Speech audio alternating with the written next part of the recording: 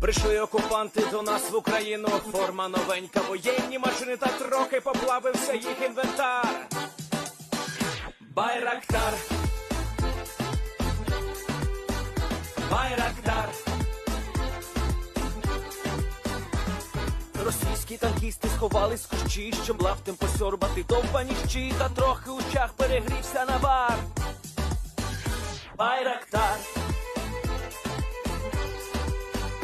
Байрактар. Приперли зі сходу до нас барани для восстановлення великої страни. Найкращий пастух баранячих отар. Байрактар, Байрактар. Їх доводи всяке озброєння різне, потужні ракети, машини залізні, у нас на всі доводи є коментар. Байрактар, Байрактар. Вони захопити хотіли нас зразу, а ми зачаїли на орків образу з російських бандитів, робить примар. Байрактар, Байрактар. Російська поліція справи заводить, там вбивцю рашистів ніяк не знаходить, хто винен, що в нашому полі глухар. Байрактар, Байрактар. Веде пропаганду кремлівський урод, слова пропаганди ковтає народ, тепер нове слово знає цар. Байрактар. Байрактар. Байрактар. Байрактар. Байрактар.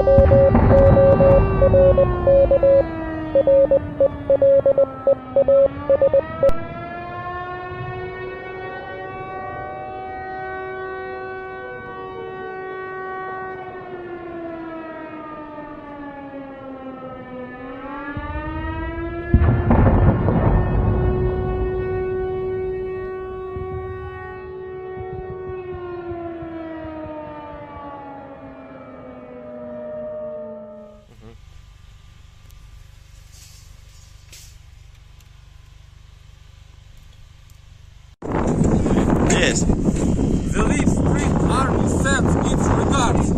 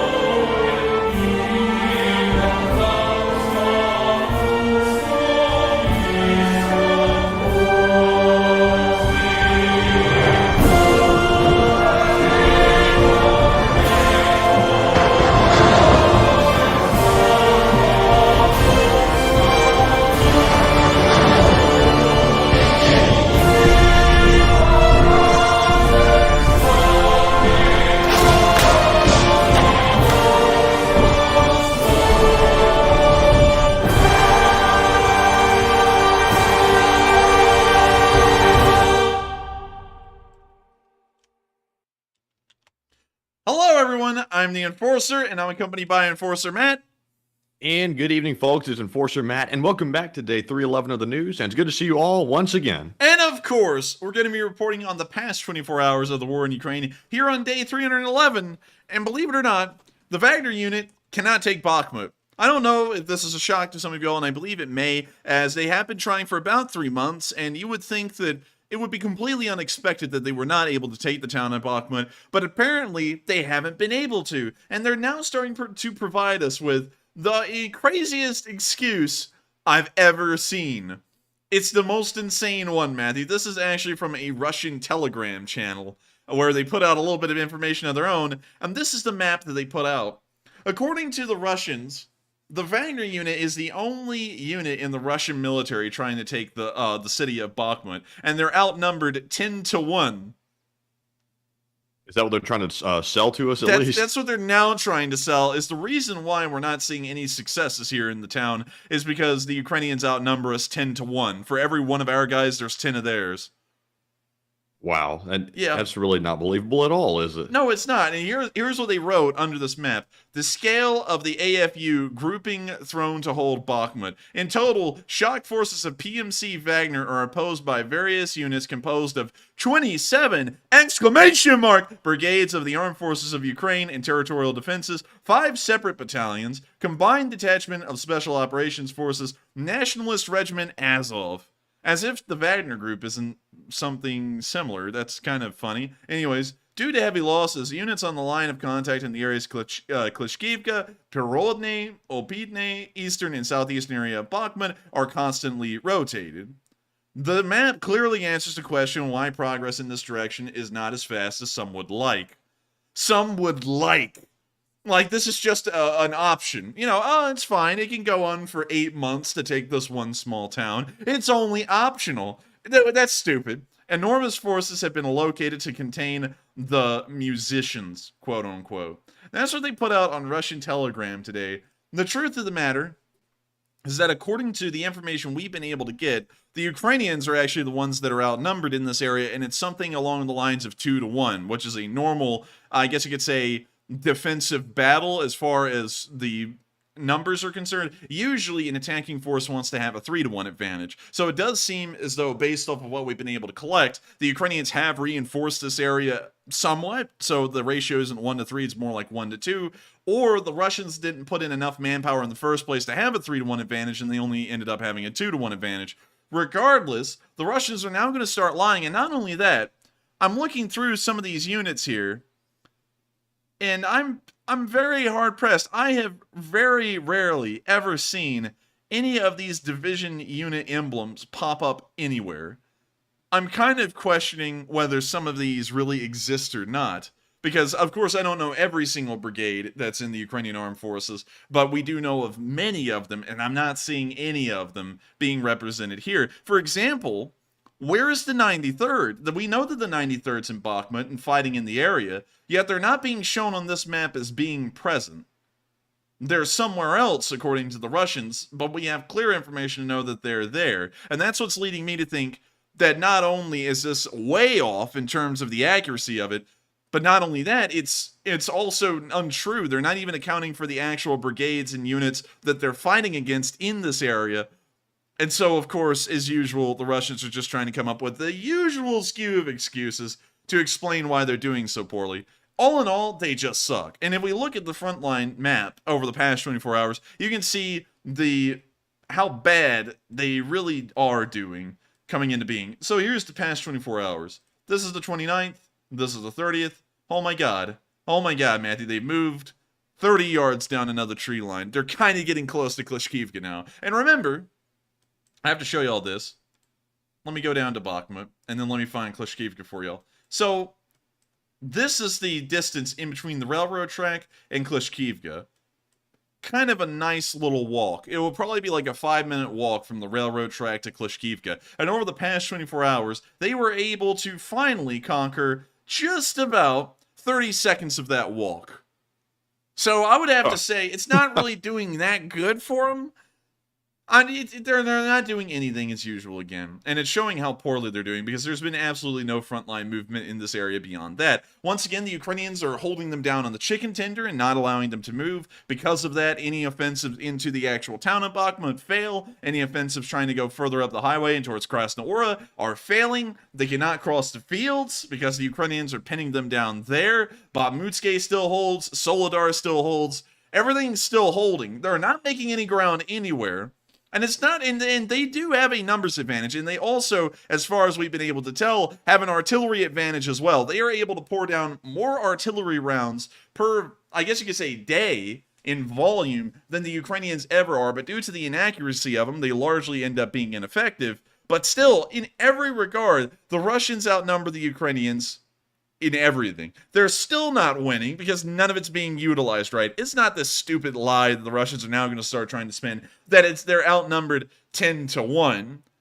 They outnumber the Ukrainians 2-1. They still can't even beat them even now. And so with that, we're going to be moving on from that little clip and on up towards the Pokrovsky area, where we saw that the Ukrainians were able to hit some hiding Russians.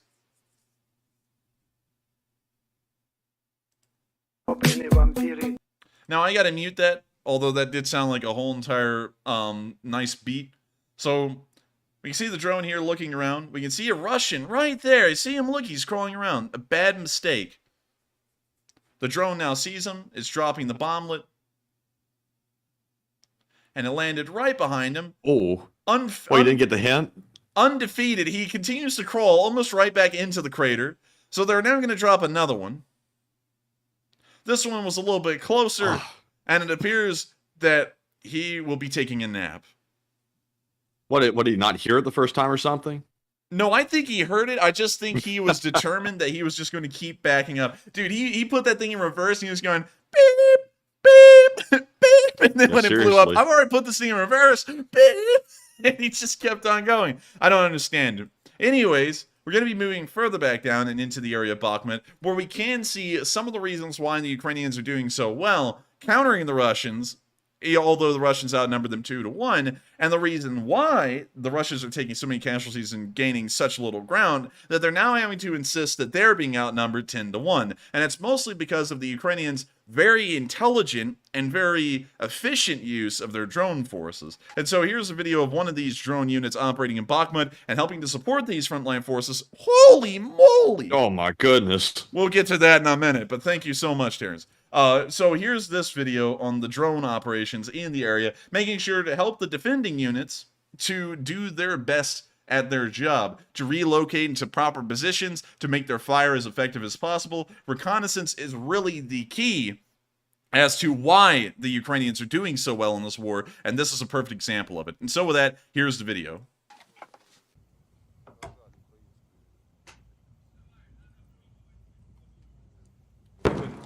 Прошу? А це в нашу сторону чи ні? Горизонту десь 100 градусів приблизно. Живий? Провода.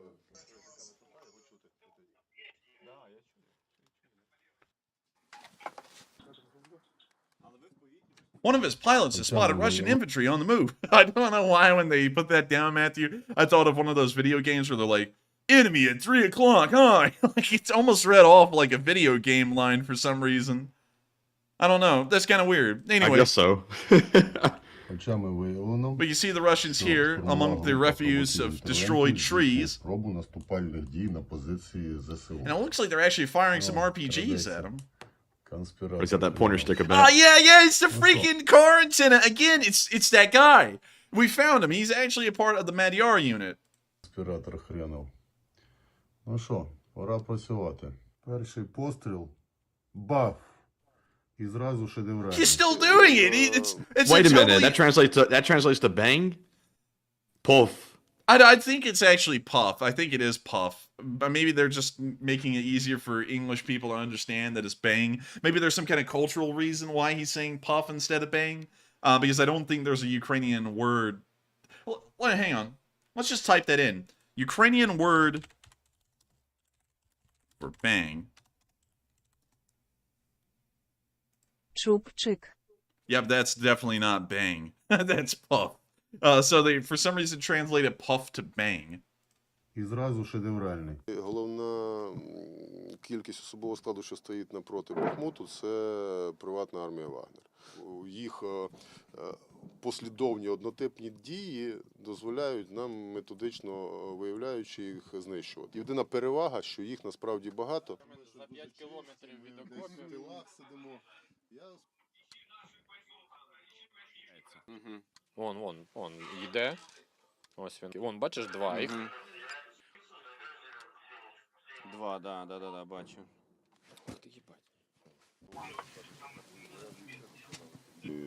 Доступу 10. Це нейромережа, котру ми зараз інтенсивно наповнюючи матеріал, відзнятим матеріалом, ну тим, котрий дозволений, зрощуємо її на предмет виявлення, ідентифікації особового складу і техніки ворога, котру очима... They're literally creating like the Skynet thing from the Terminator. That's going to be a hell of a feat. Like, I'm not even sure if Western people have done that yet. That might be a little bit of a stretch, but maybe they can accomplish it. Interestingly enough, Matthew, the West has done something like this, but it's never made it out of a prototype phase, because I've seen this before on some kind of a weapons expo channel or a video where they were showing something that could identify friendly and enemy units, but it seems to have really never made it into mass production. It just was a concept idea that made it into prototype phases, but then ceased to exist. So now it looks like the Ukrainians are going to start really taking this to the next level. And this isn't anything new. If you go to China, they actually have stuff like this on every single city corner. They will photograph your face, get all the information about you and everything like that, wherever you are in China, so they know where you are at all times. But this is the first time I believe we're ever going to be seeing this get implemented in a war. So very interesting and also very cutting edge by the Ukrainians. Once again, they are doubling down on what they know is a winning strategy, which is reconnaissance and making sure that it is the most advanced in the world, at least technologically from this standpoint, so that way their forces can, I guess you could say, react to the situation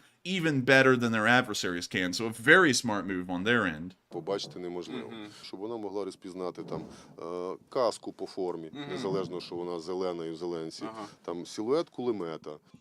Таке подало. Бачу рух на лівій Альфі, в стрімі є. He's live streaming, Matthew. Картинка є. Oh, wow. Вот, кто-то стрельнул, еще 50 метров бы... The first shell was a little off. Круто. Вот они, раз, ну, перемещаются. Вот, раз, два и 300-й. Есть разрыв. Там же за посадкой, видите? Poof. Check it. Есть! Yes, did they hit him? Зустрічаем. Есть, два разрыва. Ой-ой-ой-ой, какой... Ой-ой-ой. Там какой-то воздушный разрыв был, меня что-то чуть задело. And here comes the drone. Respect for landing it like that in the hand. Yeah, that was actually a good move right there. От вона. Є, сквозний. От сюди був хід, і сюди був вихід. А як зверху воно так? Oh, apparently some shrapnel hit it. Бахмут щоденно атакується ворогом з ціллю його оточення. Вони не можуть його в лоб захопити. Наразі ми чітко розуміємо, що їх велика ціль, і вони навіть про це оголосили там днями, вийти до Нового року на позиції адміністративних меж Донецької області.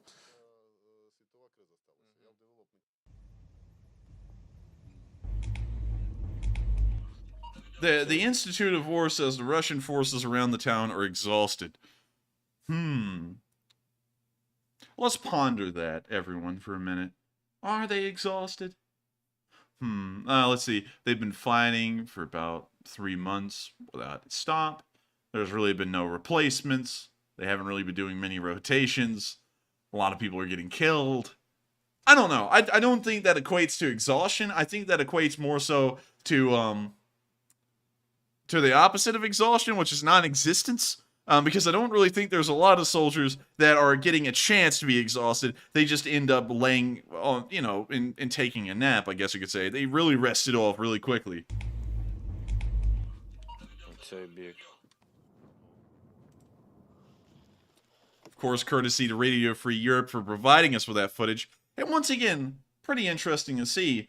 While the Wagner group is trying to push and take Bakhmut, the Ukrainians are helping them with the use of their drones to push lilies instead. And so we're now going to be moving on from that little clip of news in the Bakhmut area and further down the line towards Opitne, where we saw that a Ukrainian marksman set up a position and was firing at the Russians from a partially destroyed building. And so here's the video.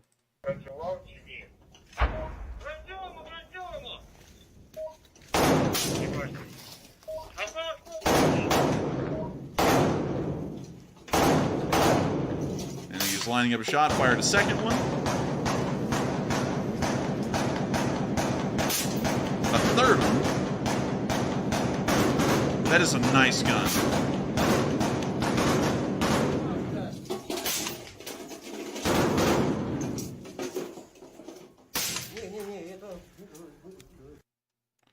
And that's seeing the video, and also I was trying to see what happened to that bot, Matthew. I was like, what did that bot say? I don't have enough time to see it, actually, but still, once again, the Ukrainians are using their marksmen in the area along with the drones to suppress the Russians, and while the Russians outnumber them, the fact that the drones and the marksmen are hitting them at such ranges and where they really can't engage Ukrainian forces, it is holding a decent amount of them back or wiping them out before they even make it to the infantry. We're now going to be moving on from the Bakhmut area proper, I guess you could say, and down towards the Kurdamivka and Klishchiivka direction, where we saw a Ukrainian MTLB with a 23mm Gush cannon shooting at Russian targets. This was pretty cool. So here's the video. We can see the MTLB, we can see the gun on the back of it.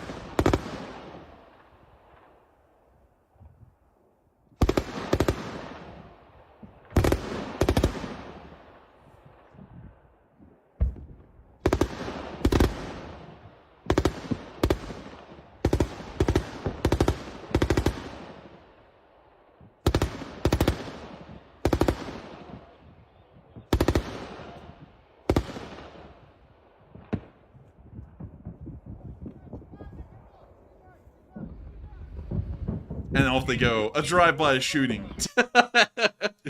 Oh, man. You know what's really cool about these little guns is that they're everywhere. You can find one of these in really any corner of the world. And not only that, but once again, the Ukrainians are throwing this thing on top of an MTLB. It seems like the MTLB is their go-to vehicle to be modified. The modification vehicle of choice for the Ukrainians. They made Rapira anti-tank destroyers, pretty much, out of these MTLBs. They're now making not only anti-aircraft MTLBs out of these, because that's what this gun actually is an anti-aircraft gun, but they've also made it into an anti-infantry vehicle as well, and they're using it in the Bakhmut area, somewhere around Klishchiivka, like that. Pretty cool, and also, I'm just a big fan of these things, because, if I can find this, the ZU-23.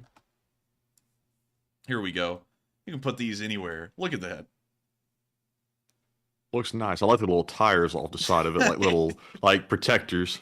Yeah, and here's some in Belarus. I mean, like, they are literally everywhere. If there was a former Soviet country or a country supporting, the country that Russians supported, these things would be found there. Wait, go back to that picture. Go back to that picture.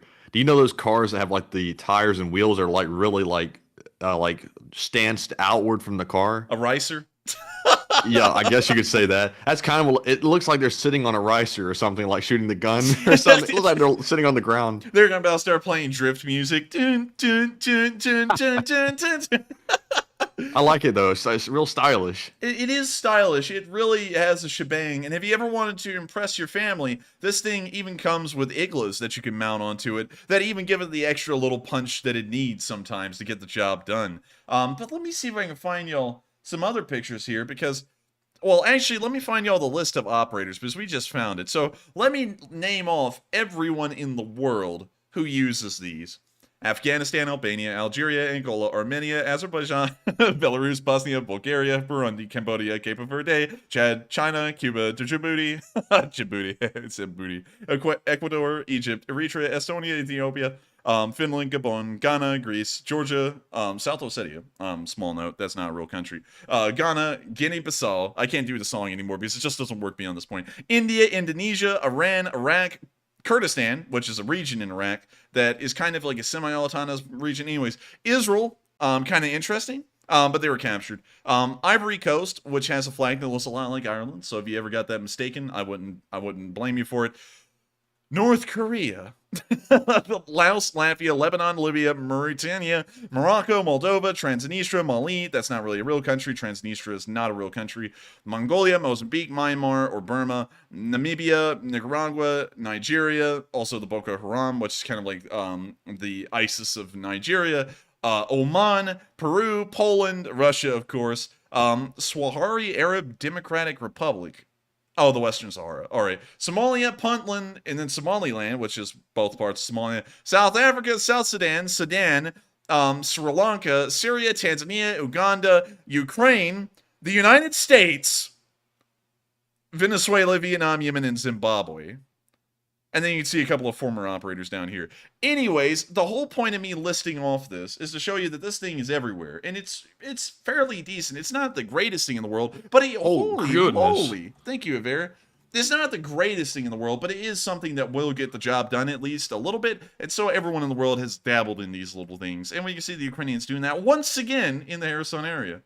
But with that, of course, it's time for us to move on from the Bakhmut area, because beyond these bits of news, nothing much has happened again, beyond more Russian disappointment and more crying on their end. There's really nothing they can do at this point to change the situation on the Bakhmut front. No matter how much time, effort, and resources they push into it, there is just nothing they can do to change it. The chicken tender appears to be held almost solidly by the Ukrainians. It appears that they cannot be pushed off the summit of the hill. No matter how many times the Russians actually make it to the summit, they never get pushed off. And so the Russians will never be able to take the chicken tender, which is relying on them pushing on into Bakhmut proper and up the highway towards Krasnohora. And so the actual capture of Bakhmut will probably never happen, because that will never happen in and of itself.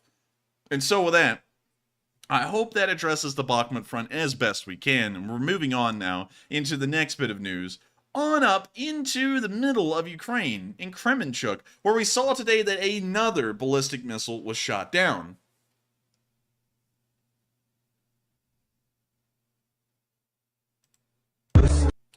Now, I'm going to have to mute this, because I actually got copyrighted for this exact song, I think 2 days ago, so I got to mute it, but you can see the missile get hit. It starts spinning out of control up there, and now it's on fire. That's not a good day for that missile, and it looks like it's not going to be making its way to its target. And so, everything actually ended up being fairly good for the Ukrainians, and once again, another successful interception. While they're successfully intercepting these missiles and keeping the interior of their country safe, the United States, and of course many other Western allies, are still in the process of helping the Ukrainians to further on their goals of winning the war and also defending the interior of their country. And today, somewhere in the area of Rezhau, on one of the main railroads leading into Ukraine, we saw more U.S. military aid making its way on in. So let's take a look at what we're sending them right now. Some Humvees, some medical Humvees, looks like some command Humvees, some pretty stripped down bare-bone Humvees with trailers. A lot of them are in that desert tan color still. More stripped down, a lot of stripped down Humvees. We can see some generators on trailers, mobile generators. More Humvees. An Oshkosh, an HEMTT. Also, Matthew, that one appeared to be like one of those Crown Vics you see, you know, back where we're from, because it has that green door, like the NATO tricolor SARC door, that is supposed to be on another HEMTT, but it was put on this one. True. More Humvees, nothing but Humvees, and another Oshkosh. Pretty decent support. It's not going to be anything heavy like an M777 or anything similar like that, but it will help the Ukrainians out. They have been asking for more automotive vehicles, and these Humvees do fill that role hopefully well. Hopefully they don't break down immediately, because sometimes I've heard people say that Humvees were not always the most reliable, especially when they started to get into armor packages that made them heavier. The suspension usually just couldn't handle being used for too long, but these look like they're stripped down to the bare minimum. They don't even have doors, so I feel like that won't be much of a problem for these Humvees, and hopefully the Ukrainians will be able to put them to good use for however long they have left before they need more. And so with that, we're now moving on from Poland, because that's all the news we have here. And while they're railroading in equipment right now, it appears that the U.S. is actually talking about railroading in equipment that has some real firepower, some real beef to it, some real oomph, some real kick. Some of y'all may be thinking that we're talking about IPAs, and I assure you not. We're talking about M2 Bradleys. The U.S. is actually talking about them now, and I'm going to pull this little thing up here so that way y'all can see a picture of one of these again. My favorite APC in the world. I think these things look incredibly cool, and not only do they look incredibly cool, they are pretty good. Now, I know that there's going to be some people who have watched the movie Pentagon Wars and tell me that it's a master of all trade, well, it's a jack of all trades, master of none. That's a complete lie, come up by a group of insane people. This thing is actually pretty good, and I know. One thing about it, the heater supposedly never works. I actually have a friend, Matthew, that was in the United States Marine Corps, and I know a lot of people on our channel watch this, are from the Marine Corps that watch this. He actually said, Matthew, funnily enough, the air conditioners and heaters never worked in any vehicle, and they would never spend the time nor the effort to fix them once they broke down. Just because they said, like, he explained it as it was too difficult to repair them. Like, it took too much time, and there was a lot of other things that always needed to be fixed. Engines, suspension, other things that are really important to keep these vehicles running. And so adding on to the list, repairing like a heater or an air conditioner seems secondary, unless if it was a necessity. Like, for example, I believe, if I remember correctly, he was deployed to Afghanistan, and he said that down in the area he was in, I believe it was closer to, I may be wrong on this one. I'll have to ask him on the story again, but I believe it was somewhere in Kandahar. And if y'all know where Kandahar is, it is the only desert-y area in all of Afghanistan. You can see it's literally just a real desert. Up here, you start getting into more mountain-like atmosphere. It's not really deserty, but it is still a little arid. And he said down here, they would only make sure to work on air conditioners for vehicles if they were part of an armored unit. Like in Abrams, they would make sure that the air conditioner was working in there. Otherwise, people would be dropping dead inside of the tanks from heat stroke and similar things. So unfortunately, they just break down because they do, and then they never fix them to make them work again. But one good thing about it is that this thing does bring the firepower. Like, and everyone always talks about the 25mm Bushmaster isn't great against tanks. Well, it was never meant for that. It was meant to be used against infantry, and with that in mind, it does an incredibly good job. The Bradley's anti-tank abilities come in the fact of it using this thing over here. You can see this little box on the right side of the turret, which is where the tows are installed. And we're not talking about tows, because I know that Harvey Weinstein is about to enter the chat here. We're talking about the TOW anti-tank guided missile. And that thing is incredibly competent. It actually comes in several variants to TOW. The ITOW, which literally just stands for Improved TOW, that's what the I stands for, and the TOW 2, and then the TOW 2B. The TOW 2B is the most advanced of them all. And much like a javelin, it attacks from the top down, so it explodes downwards into the tank. And real quick, if I can show y'all a video, I want y'all to see why the Bradley being sent to Ukraine is probably going to be a very big deal, especially if it gets equipped with TOW 2Bs, because these things are lethal and can destroy about any tank that the Russians have. In fact, it can destroy any tank that the Russians have. So let me see if I can find TOW 2B tests. And let me see if I can find a video of this over here. So actually, this video, interestingly enough, was published by none other than Funker 530. So we're going to be watching, do you know? Yeah, we're going to be watching the video from Funker 530, but this is the video I'm talking about. So here is a TOW 2 in action, and this is what, and remember, this is what the Bradley carries in a group of 2. It has about 8 more inside of the tank. Let me see if I can find this Bradley TOW launcher, because I feel like this is the most important thing to explain about the Bradley, is its anti-tank abilities. And so let me see. Here we go. You can actually, well, that's a small picture. Oh, wait a minute, that one's actually cool. This one was equipped with a block that had AIM-92 Stingers in them. So it was an anti-aircraft Bradley in a way. That's actually kind of neat and very rare. But here is the one with the TOW launcher deployed. It tilts upwards, and it exposes the 2 TOW launchers to the open air, and then they fire it. The TOWs are wire guided, so there's a little wire, like a copper wire that's attached to the tank and the missile that unwinds as the missile travels down range, and that's how the operator keeps control of the missile. If that wire is cut, they lose control of the TOW immediately. But here's a video of one of these things in use against, I think, an M60.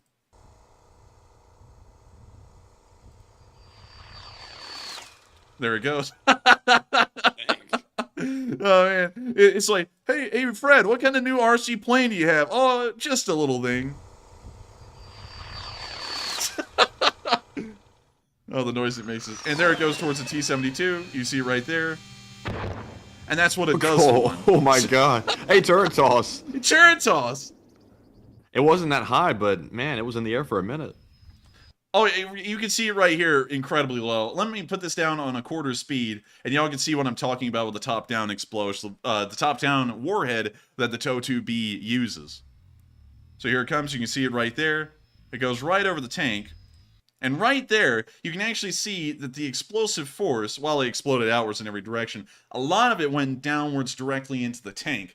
The tank's roof is always, along with the bottom of the tank, the weakest part. And so if you can punch right through, there's nothing stopping you from getting everything else in the tank. Especially with the T-72, considering that all the ammo is placed directly under the top of the turret's roof. At the bottom of the tank, all of the explosive power punches right through the roof and down into the ammunition, which causes it to explode. And you can see that right there with the ammo detonation, and then the turret goes flying. This, of course, takes out the entire crew, and it also takes out the tank as well.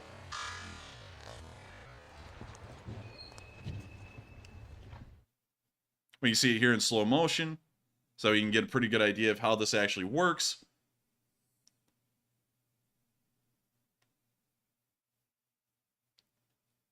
Now that right there, this one thing, because we do know that there are a couple of TOWs in Ukraine, but there's a huge difference in between those TOWs and the ones that are carried on the Bradley. The ones that are in Ukraine, we've heard, are I-TOWs, and I-TOWs have to hit the tank dead on, like a Stugna.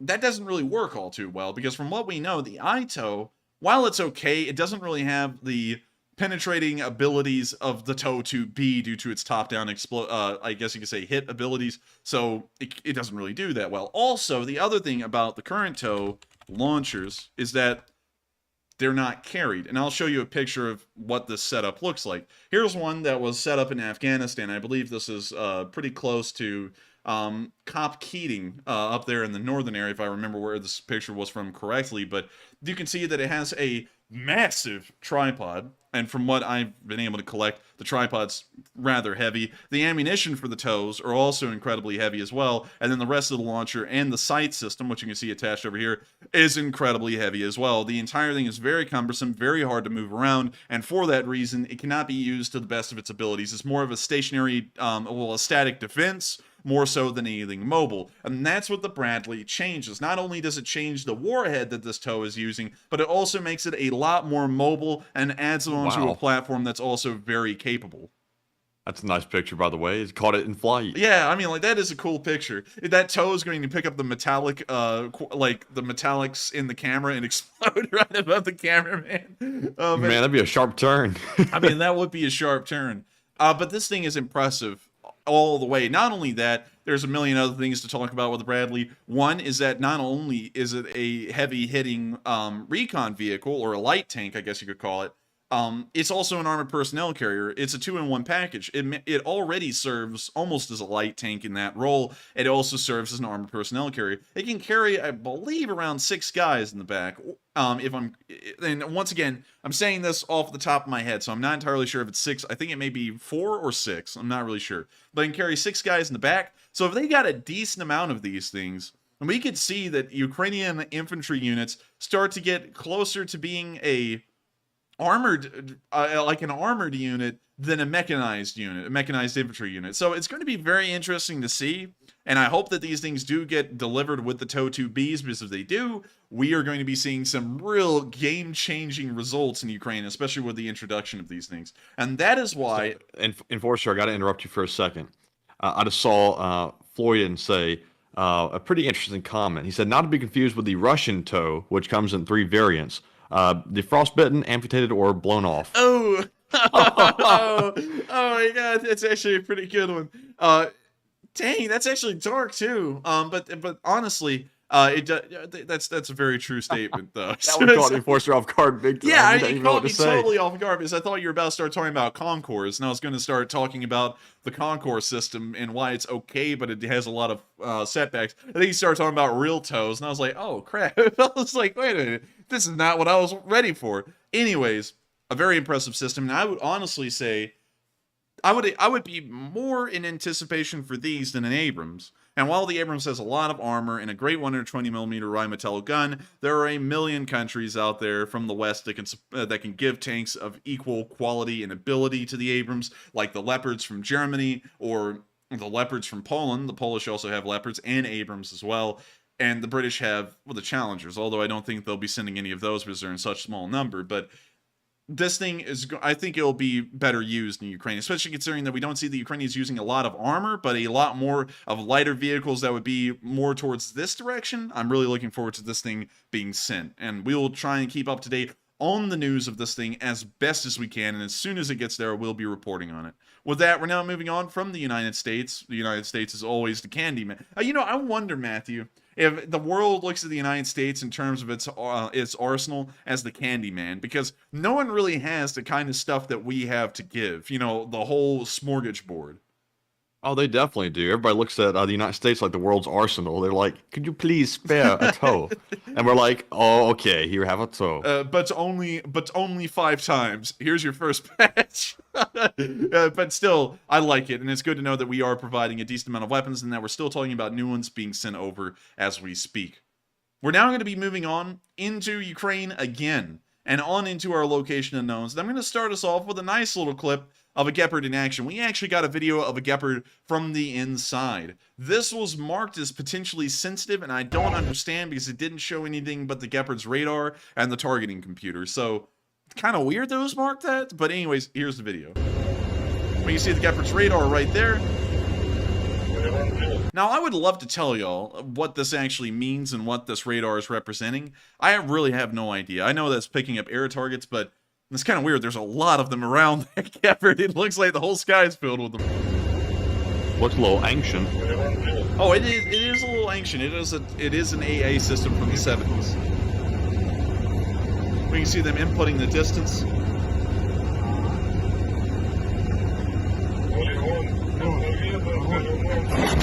We now hear the Gepard firing.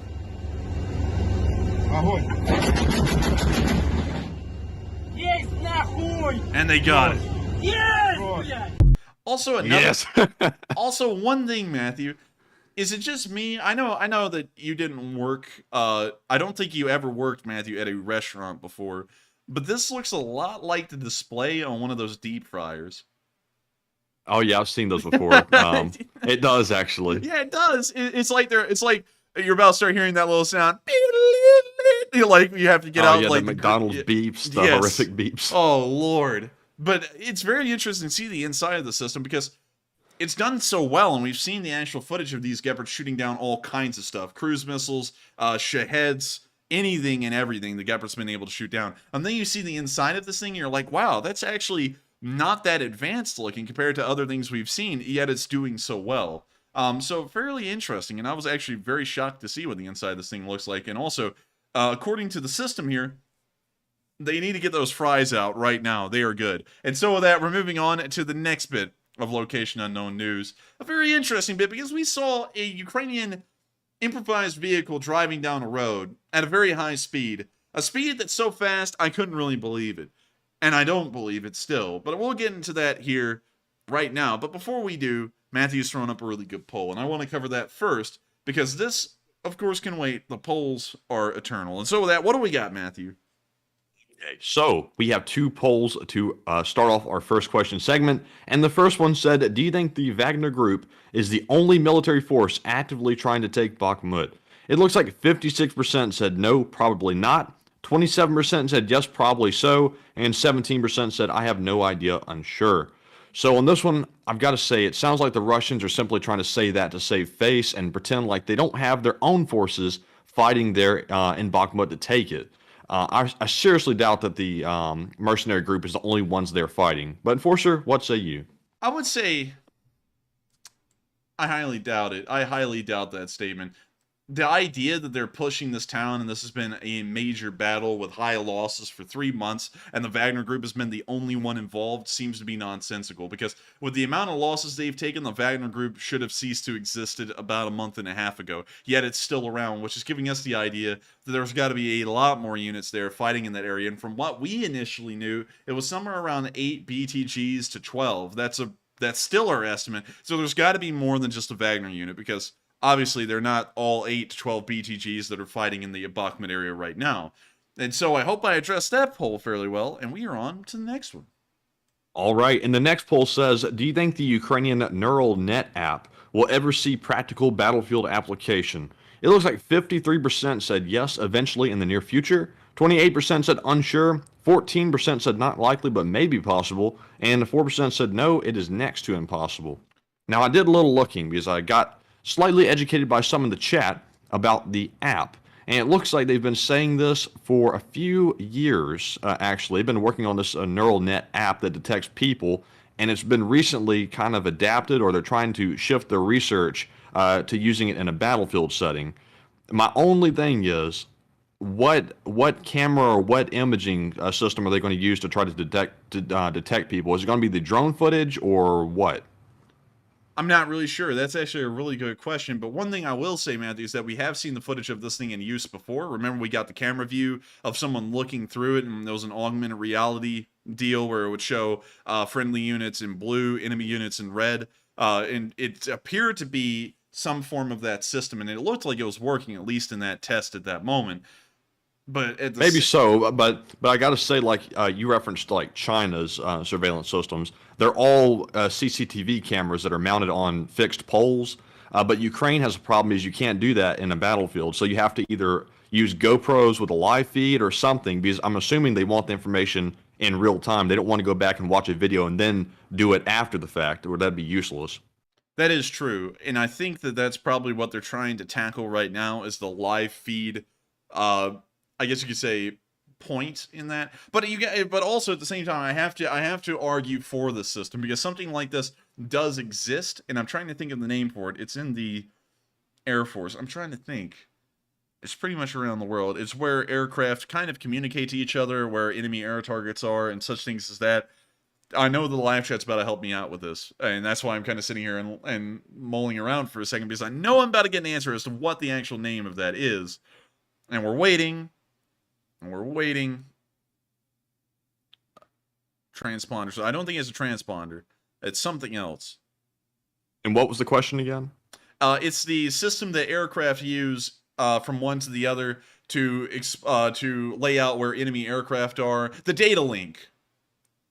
I've never heard of that. That's news to me. There is such a thing in the Air Force, and it's been implemented in a lot of our air superiority aircraft, that is called a data link. And so if you're flying an F-15 and you're picking up enemy contacts on radar, it will actually transmit that information to every other aircraft in the area, whether they're 60 miles away from you or what, and they will say, there's an enemy aircraft here. And it just points it out. Even if it's not showing up on the other aircraft's radar, the data link allows for it to show up there.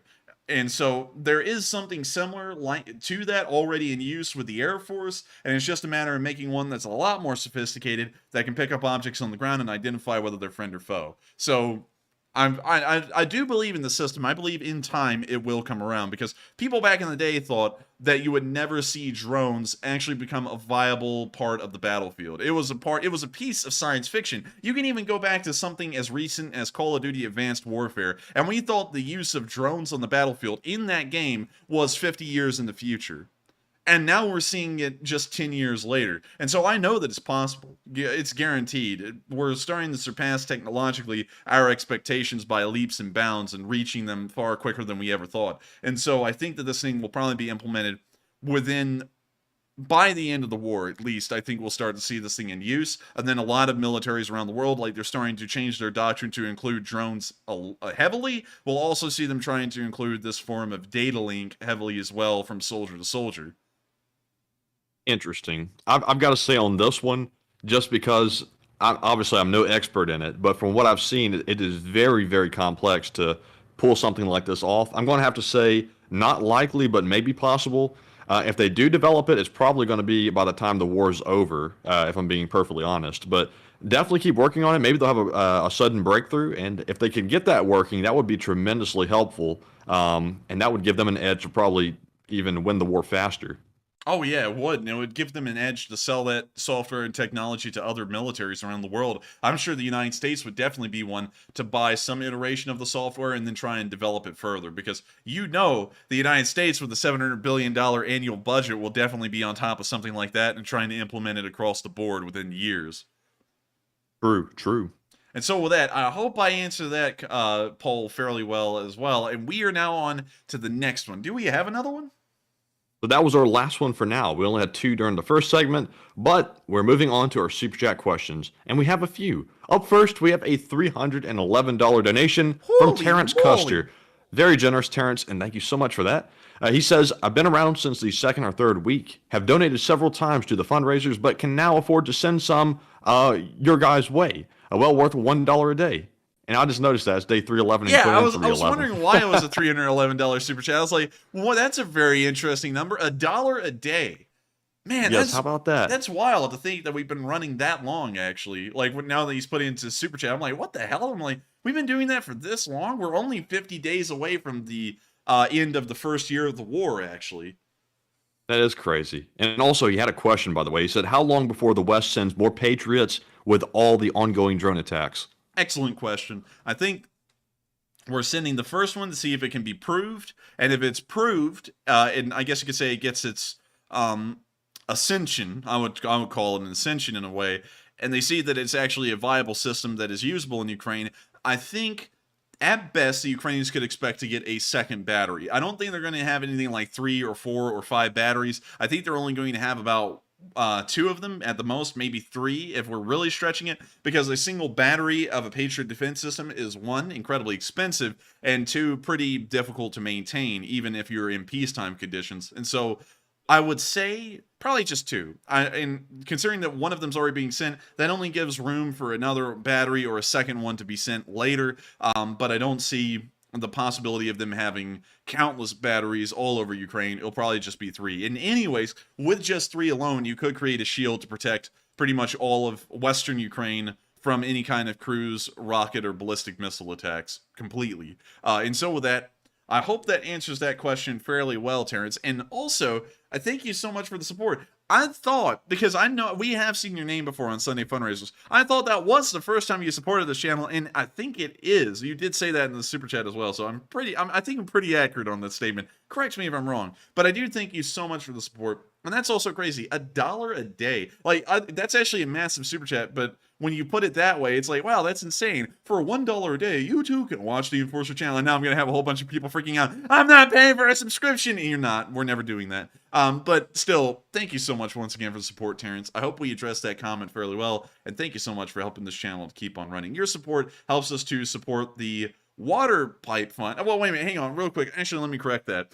The pipes were fixed today, just before the stream a couple of hours ago, and we got running water again. We've been without running water for an entire week, and we just got it back. And I forgot. I'm so thankful. Yeah, I forgot to actually say that before the stream. I almost didn't get the news made on time tonight because I went to go take a shower, because it now feels like a luxury to take a shower, and I now appreciate water in a pipe instead of having to get like water bottles or water jugs or something like that. It's now back in the pipes again. I'm like, oh, thank God. It's like, you don't understand what you're missing out on until you don't have showers for like 3 or 4 days in a row, and you only get to take a shower, and just, it just sucks. But it's good to have the water back. I got to tell you that. So with that, thank you so much once again for the support, Terrence. I hope that does address the comment fairly well and add in a little bit of additional information. And with that, we are on to the next one. All right, and our next one goes to Avir Anthony, who puts in a $200 donation himself. And Avir, thank you very much for that. Also, very generous donation. He says, thank you for all you do, and please get somebody else's question. Allow someone's question. I like that, Mandy. That sounds like a lord of a manor going, allow someone's question. Yes, my liege. But anyways, Yes. Thank you so much, Avir, Anthony, for the support, and thank you so much for all you've done right there. Supporting this channel helps us to keep doing all of the work we've been doing behind the scenes, on stream, and also for our fundraisers. And without that, it's not possible. And so I got to thank you so much once again for that massive amount of support and helping us to keep this thing running. What fund is that going to, Matthew? I'm going to let you elect what fund that's going to. Let's see. That's going to go to I'm going to go with the nitric acid Coke fund because it's been a while since that one's been Hey! contributed to. We've got a replenishment to the nitric acid Coke fund. And so with that, thank you so much once again, Vera. And let's get the live chat question. All right, and real quick, look, they've got to send that message off real quick. But anyways, the live chat question this time is going to go to Raynor Slava Ukraine, who says, Enforcer, today the Ministry of Defense of Ukraine said that 100% in a week from now, it will be full mobilization and men can't leave. Do you think that's true? I'm not necessarily sure on that because I believe, if I remember correctly, they also said a while ago that that would happen a couple of weeks ago, and it didn't. I'm not really sure on that because, once again, we've got to remember, if it's full mobilization, the whole entire public's going to panic, and there's really no way for the Russians to justify that. So if anything, I feel like it'll be another partial mobilization of another 300,000. You have to remember, there are a load of reservists. There are millions of reservists in Russia that they can call up without having to call up a complete mobilization to bring up any new manpower. So they can call another partial one and then bring up the manpower more. So I'm going to be honest with you. I don't really think that will happen. We'll keep an eye on it, though, and see if it does or doesn't happen. But I have a feeling that that probably won't. Also, the fact that they start a partial mobilization in, say, 2 weeks' time doesn't mean that there will be immediately new forces at the front. It will take probably a couple of weeks or maybe a week to train these guys, and then probably another week or 2 weeks to get them to the front lines, and they'll be, of course, incredibly ineffective. And you've got to remember troop density. You can only put so many troops on the front line before you start to crowd it, and then people just get killed, and they're not even adding anything to the situation. They're actually a detriment to the front line situation. So I would have to say it's probably, in my opinion, it's probably not going to happen. You also have to remember that I believe, if I remember correctly, at one point, everyone was saying, and I believe some people in the Ukrainian government were saying that on May 9th, which is the victory day in Russia for World War II, they were going to announce a total war and a full mobilization then, and it didn't happen. Sometimes I think that this news is just getting people prepared if anything was to happen, but usually I expect the Russians to do very little. You've got to remember that the least path of resistance is the one that the Russians always take, and it wouldn't make a lot of sense to call up a full mobilization because that is the worst path in terms of the least resistance. You're going to have massive civil unrest that probably won't be quelled. If it's a full mobilization, it's going to finally affect Moscow and St. Petersburg. They are going to flip out. That directly threatens the central government. Then they have to spend a lot of money and manpower quelling all of these riots and rebellions. And then not only that, they have to train all of these new people and find a way to supply them to send them to the front lines to fight. And all of that is just so difficult and so far out of reach for the Russians. It just won't really happen. I just don't see it happening for them. So I would highly doubt it, in my opinion. But once again, I don't want to say that they're wrong, because there is always the chance that that could happen. There's always a chance that somehow these things could be pulled off. So while I believe it's highly unlikely, it's not out of the question. So with that, I hope that answers the question fairly well. And thank you so much once again, Avera, for the massive support and allowing us to answer a live chat question. It's a really kind tradition that everyone started with the super chats, is to just donate the super chat to a live chat. And then it always shows the Elite Spring Army is full of incredibly nice people that will support us, but also give to others at the same time. It's really weird. I'd never seen this before on another channel, but it's, of course, Elite Spring Army thing, a part of our culture in a way. But with that, we are on to the last question of this segment. And thank you once again, Avera. All right, and the last one of this segment is going to go to Santiago Flores, who puts in a $50 donation and says, pick a question from the chat. And You know Hillary, what? I was just talking about that, Matthew, about picking a question What from were the the chat. odds? Yeah, and thank you so much, Santiago. Also, Matthew, Santiago showed me a picture of a mug. Let me actually go to Discord real quick. I got to show this. Santiago sent me a picture of. I don't think you can see it, Matthew. Actually, can you? I'm looking at the map. Ah, man, Is it on the screen? Hang on. Let me 1 second. I'm going to stop streaming, and then I'm going to share a screen. So give me just a second. 1 second. Let's see. Share screen. Wait a minute. Hang on. Yeah. Screen. So we want to share screen 1 right here. So go live. All right. So I think you should be able to see it now. Can you? Let's see here. It might be here. Oh, yes, I can see Discord now. All right. So send me a picture of a mug, and it says reenactor, a weird person who hangs out with other weird people, usually involving costumes and explosions. Oh wow, I like that one. Yeah, I was that I had an idea to do that like definition format design for the Leaf Spring Army as well, but I don't know why I never did it. Like, did we just like decided to get against it or something? I don't know. I think we may have struck it down as an idea for a while ago, but I think it would be a cool one to bring back for something. Yeah, I got to do that for like I don't know, maybe Igor or something. Igor. Igor! Maybe. I mean, like, that's actually a pretty cool idea. But once again, thank you so much, Santiago, for always being a huge supporter of our channel and also sending me that funny joke. I'm always one who can take the crap out of myself, and being a reenactor, I found that to be hilarious because reenactors are pretty funny, but when you really think about it in an introspective kind of thing, it is kind of weird that we dress up in old clothes and we shoot guns at each other that don't have bullets in them. You know, like, I think about that sometimes. I'm like, that is kind of weird, you know? That's not really normal. But anyways, with that, Well, I say that all the time. What? I say that all the time.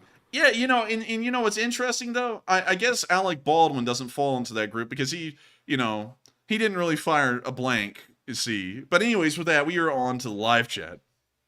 All right. So after that departure from the topic there real quick, we have a question from Ritz Flying Circus who says, will Russia conscript women? Probably not. I believe that the mobilizations in Russia do not allow women to be mobilized because, you know, for some reason in World War II they were mobilized, but now they can't be. So that's kind of weird. But nowadays it seems as though they have to voluntarily join. And when they do, it appears that they're put into supporting positions. Havoc74, stop yelling! No, I'm not. But anyways, they should like Havoc. Their name is Havoc. Yeah, why don't you like Havoc? Cry Havoc and let's slip the dogs of war or whatever, you know? That was lame. Hoodoo Texas said, I am not a reenactor. I am a living historian. Smug. Yeah, I know, Hoodoo Texas. You're one of those people, huh? You think you're better than us? Anyway, I'm just kidding. My official name is a living historian, but I still call it reenactor because, you know, people understand that a little bit easier, and also it allows for pretty good jokes. But anyways, getting to the question, can you reread that live chat again? Are Russia going to conscript women? Probably not. It appears that they won't, and it doesn't appear that they've done that already, so I don't think that they will going on into the future. And so with that, I thank you so much once again for the support, Santiago, and also allowing that to go to the live chat, and I hope we were able to answer that question fairly well. And now it's time for us to move on from the question segment and back into the Location Unknown news to check out this improvised vehicle.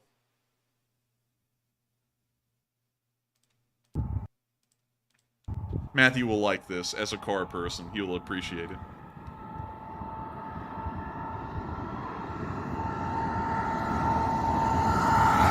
Damn, son. What the hell? And now it's coming back. You know when the flashers come on, it's serious.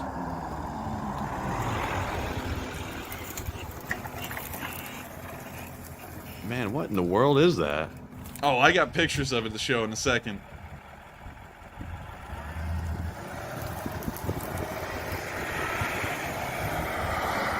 It looks like a Mercedes SUV of some sort, but it's been like severely modified and like ripped apart. Let me show you this thing. I actually have real pictures of it. Like, ones that actually get the whole vehicle in the shot. So, here's the first picture I have of it. If it loads. There it is. Dang. That's like a Frankenstein SUV. I still can't really tell what it is. I don't know what it is. I really don't. It's weird, and they've also taken off both of, like, I guess you could say the front fenders. And pretty much everything on the front of the car except for the hood, they've taken off. It's down to the frame up there.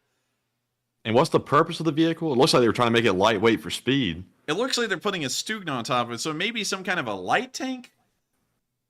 Huh, Oh, not a light tank, some kind of light recon vehicle?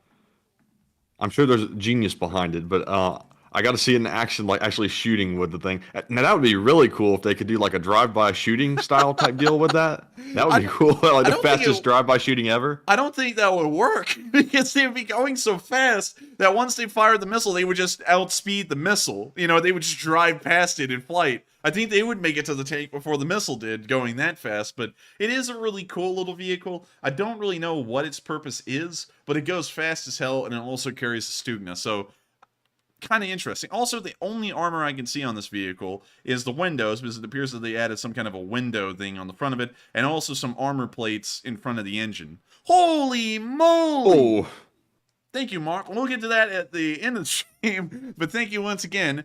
And so now we're going to be moving on from this little interesting thing, and we're going to be moving on to our next bit of Location Unknown News, where we can see a nice little banner.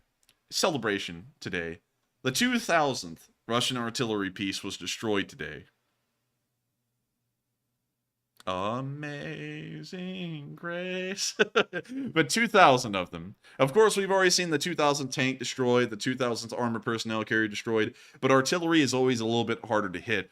You have to be able to get them, I guess you could say, locked in on a counter battery radar, know where they are, and be able to hit them accurately enough to destroy them, either with drone fire or counter battery fire from other artillery pieces. And so 2,000 artillery systems destroyed is really a feat in and of itself, both skill-wise and technologically, for the Ukrainians to be able to pull off. And so I've got to give them a load of credit for being able to pull this off. And speaking of which, that brings us right into the casualty report, because not only did they lose their 2,000th artillery piece today, they also lost their 105,000th soldier today. They've lost 8 tanks today, 8 supply trucks, 12 armored personnel carriers, 6 artillery pieces, bringing that number up to 2,010.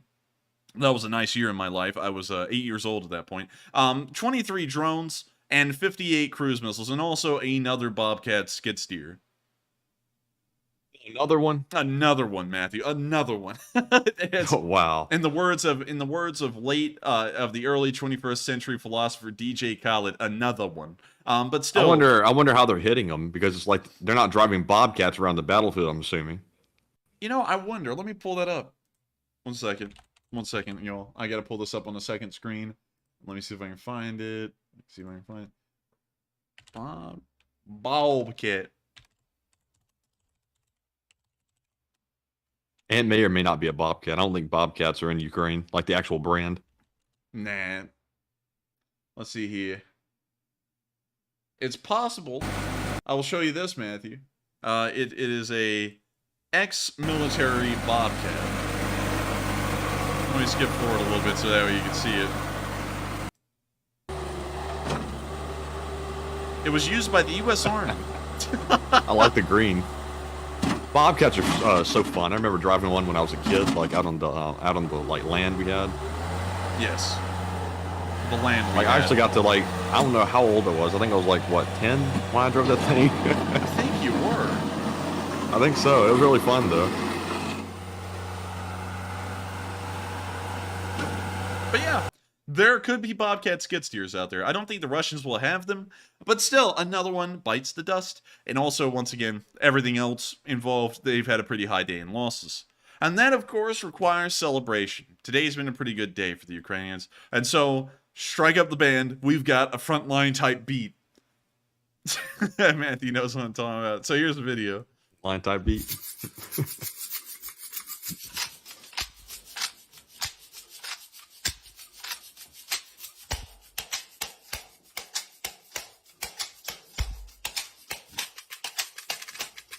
We can't hear this?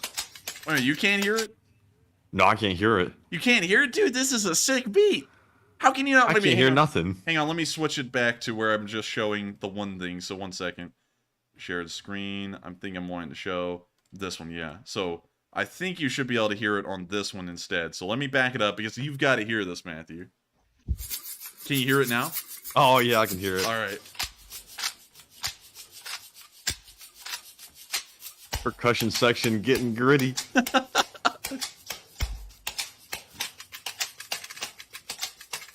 Oh, snare drum. Oh my god.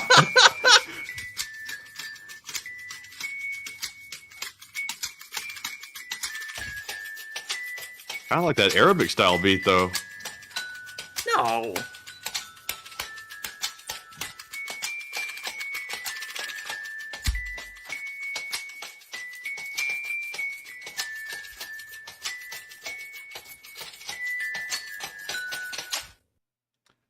Now, Celebration. can we have Zelensky lay down some bars on this beat? I come from the Verkona Rada Studio 28.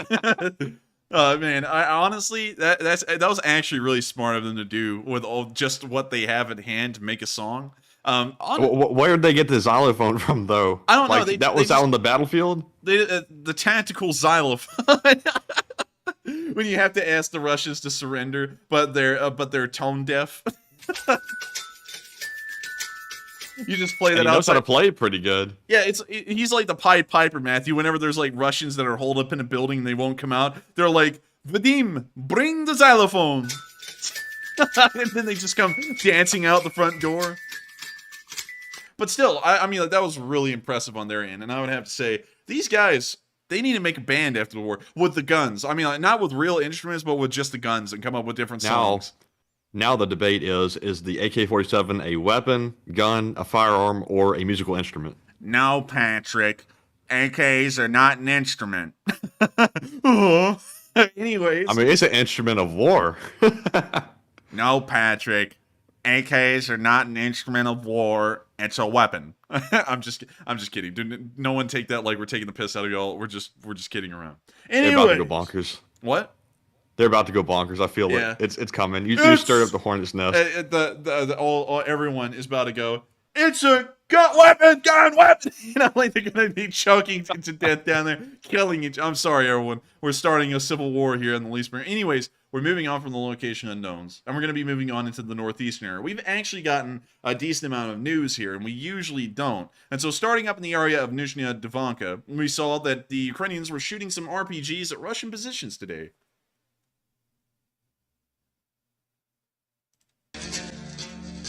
Ooh, copyright. When you see him firing the AK, I mean, sorry, the RPG.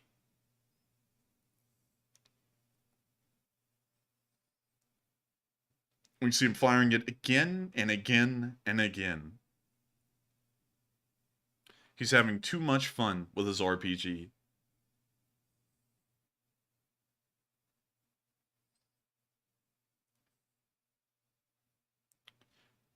I like how he just has him sitting in the tree line. It's just like a little archery range time. Here's another arrow. Quick, shoot it. See if you can hit it right in the bullseye.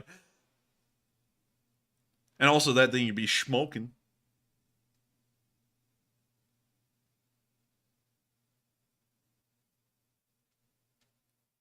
Now you can see them packing up and getting on their way.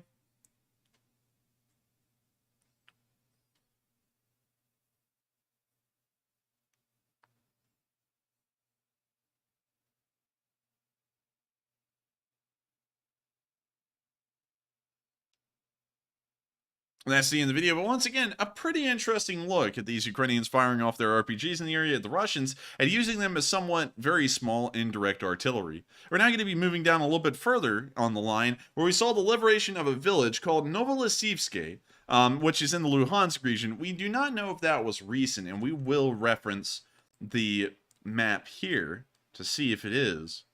So it's north of Svatove, so we got to find Svatove there, and then we go, oh, come on, work with me, Matt.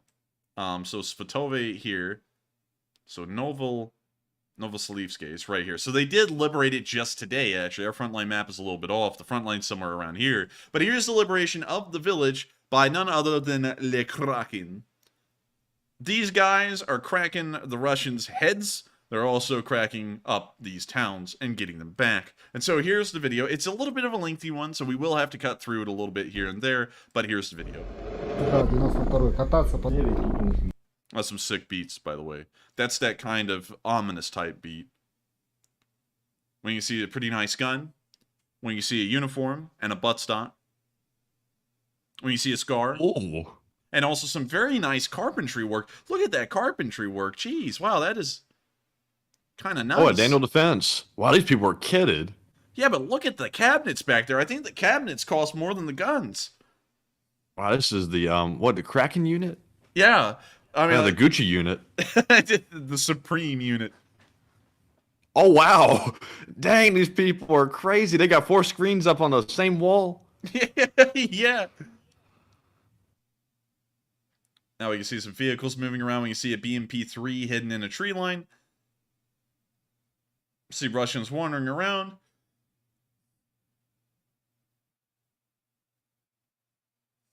And now we can see them firing some mortars at him very nonchalantly, very chill.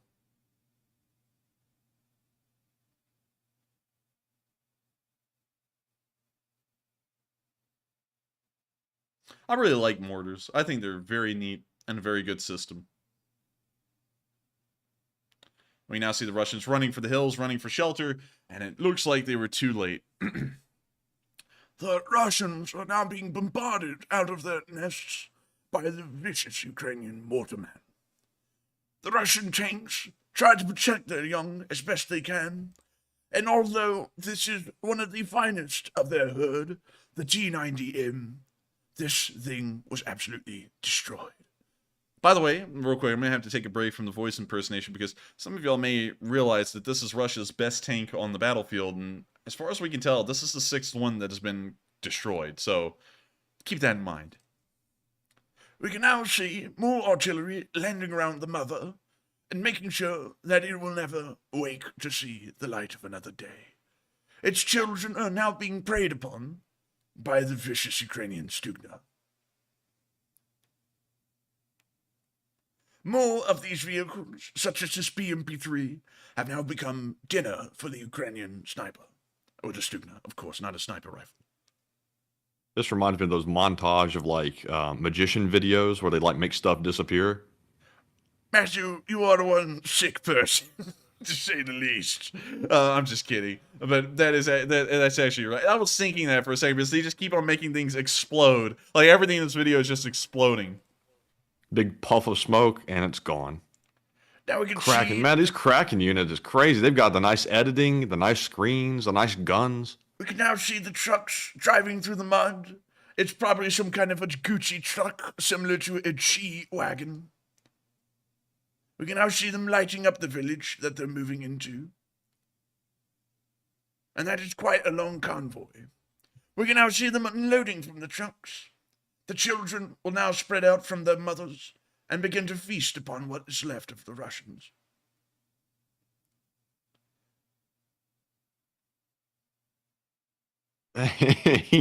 I'm telling you, the Kraken unit is going to take the award for the best equipped unit. I'm just blown away. Look at all the trucks and vehicles they have. And look at their training, man. Like, these guys have, like, plans. They got the squads organized into their groups. There's no mingling. They're moving them into specific areas. They had this thing planned out well in advance before they started this push. And they took this village hardly without a fight. The commander of this unit has some friends in high places, I would guarantee you. No, he has a friend in the U.S. government somewhere that is straight up just directly supplying them. What do you need, man? We got you. And they just give them whatever. I mean, like, this is a really one hell of a unit. Look, they got an in-wall right there. This guy's got, it looks like an AK-12, which is very rare for the Ukrainians. They have so many guns, they're struggling to carry them all on their shoulders. Yeah, I mean, true. Also, Seaside Tarot said, great, a terrible voiceover. No one asked you. But we can now see them lighting up the Russians inside of these buildings and pushing forward. Oh, goodness. We're going to have to watch this whole video. This is actually really good. We now see the armored cars and the support trucks rolling out. We now see them lobbing grenades towards the house. Dang, nice toss, too. They even have strong arms in the Kraken unit. Yeah, they got those baseball throwing arms.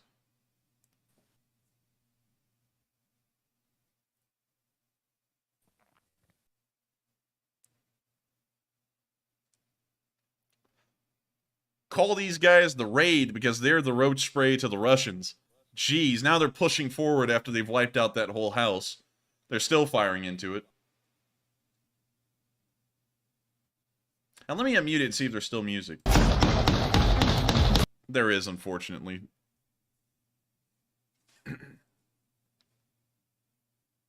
We can now see the Ukrainians crawling through the orchard, into the buildings, and now lobbing more grenades inside.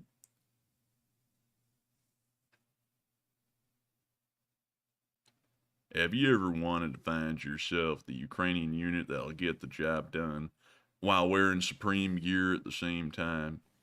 Then you want to find yourself the Kraken unit. The Kraken unit is just about the best one out there. And also, it looks like a whole bunch of guys were taking a nap on the floor right there. And that right there, that was actually interesting. Now, we won't say what happened there. They were taking naps and just sleeping on the job, but that adds a lot of validity to this video that otherwise wouldn't have been there, if you know what I mean. Yeah, they get cracking, let's just say. They rolled up onto that house and deployed the raid spray immediately. Like, and it's not even a joke. It's not like the Russians firing at empty buildings with no return fire. They actually did the job. But anyways, we can now see the Ukrainian forces moving further on down the street with the support of a T-64 BV. T-80 BV, more like it. But once again, one of the more impressive tanks that the Ukrainians can field at this point in the war. You can now see some of the Ukrainians sitting on this berm. You can see that one of them has apparently been injured. Probably pull out like a stem shot from Fallout or something in a minute. And I mean, like, they're keeping this all pretty collected. They're now picking him up and they're now walking him off. They're now putting him down with the rest of the wounded.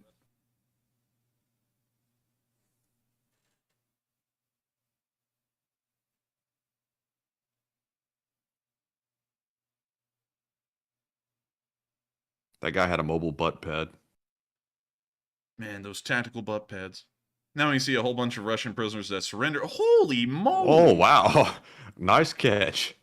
You know, why in the world does this look like one of those pictures where, you know, like it's like back in the early 1900s when people are killing rats in New York and they got those massive rats laid out in lines on the street? You know, why in the world does it look like that? I've never heard of that. You tell me they lined up the subway rats on the street like they were trophies? Yeah, wait, hang on. I gotta pull up that picture. Since you don't believe me, Matthew, just watch. Rat. I mean, I know the rats are big up there, but I don't think they're that big. Let's see. Let me see if I can find the picture. Ah, dang it, I can't find the one I was talking about, and also I started thinking that that'll probably get us age restricted, so... showing a rat? Yeah, well, yeah, dead rats, you know, it's gonna get us age restricted, so I can't show that, but... Anyways... We can now see them looking down into the basement. And that man also, in the middle of the firefight, he's like, this is too good. He started taking a selfie. He's like, this is great. I couldn't tell what he was doing. It looked like he was throwing up gang signs or something.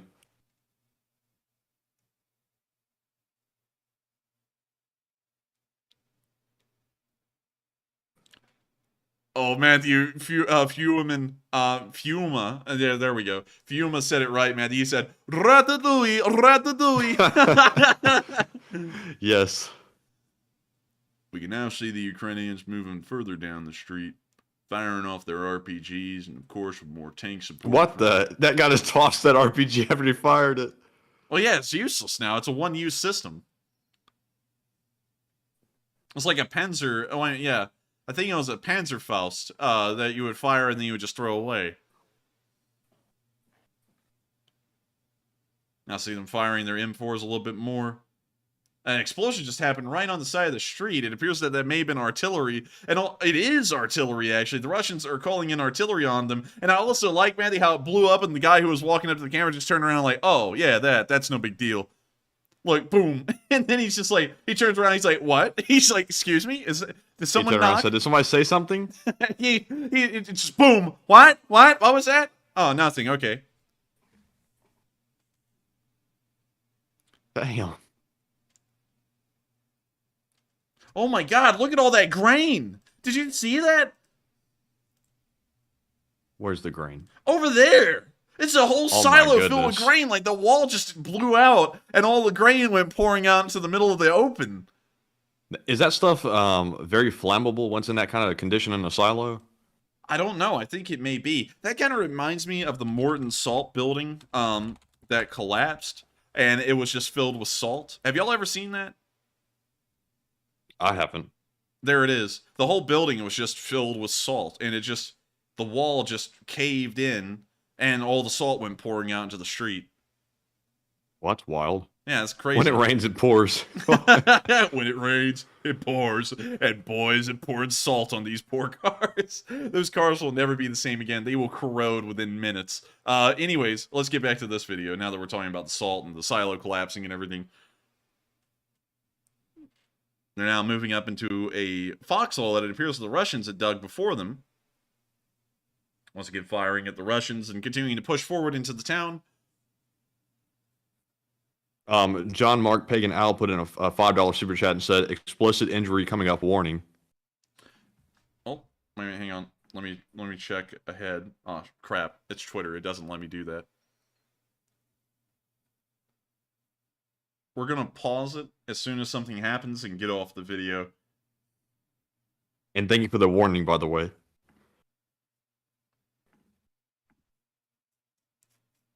So now I see them moving up into a small little ditch. We can see a whole bunch of abandoned weapons, and now I feel on edge. We're gonna have to close this down to here. We can see, I'm guessing that's the Russians running forward. I don't really know. Now I see them getting down. Now see them continuing to fire. Now see them laying low in the small trench. The trench is only about knee deep. Now see them getting up and running forward. And this appears to be it. So we're going to have to get off of the video there. But once again, a pretty interesting look at what was going on in the area of this small little village of Novoselivske and how they were able to retake it. Of course, the Kraken unit really set a standard right there of what it looks like to be a good unit, a great unit that is, and also they are dripped to the max in their equipment. The equipment they have is high-end in every degree. The tanks, the trucks, the supporting armored cars, their own uniforms, the guns they have, all of it was high-end. So I've got to say, pretty neat all around. With that, we're going to be moving on into the Svatove area, where we saw that the 92nd Brigade was also in action as well. Hang on. Oh, wait a minute, hang on. This is actually a shorter clip of the other video, and considering that it said the 92nd Brigade, I thought it was different. But actually, correction, everyone. This was the Kraken unit, and they were using heavy equipment from the 92nd Brigade. So the infantry was from Kraken, but all of the armored cars, the trucks, the tanks, and the mortars that we saw in the other video a second ago were all from the 92nd Brigade. So this was a joint action by both units to take that village. So with that, we're going to be moving on from this clip, considering it's redundant footage now, and further on down, and onto the area of the T-1303, where we saw that T-90M getting destroyed. So you can actually see, and I thought this was actually kind of interesting, Matthew, all of these two things here were actually shown in this clip. And I knew that they had happened in the Svatove area, so they're spaced really close nearby, but not right on the same village. So, if anything, you can see that although these are duplicates, they were accurately placed, pretty close to their source. We're now going to be moving down a little bit further to the Kremena area, where we also saw some Russians getting hit by a bombletta. We can hear that solemn type beat playing. We now see them dropping the bomblet right into the hole. And the ammunition is exploding, and it looks like this guy is just unfazed.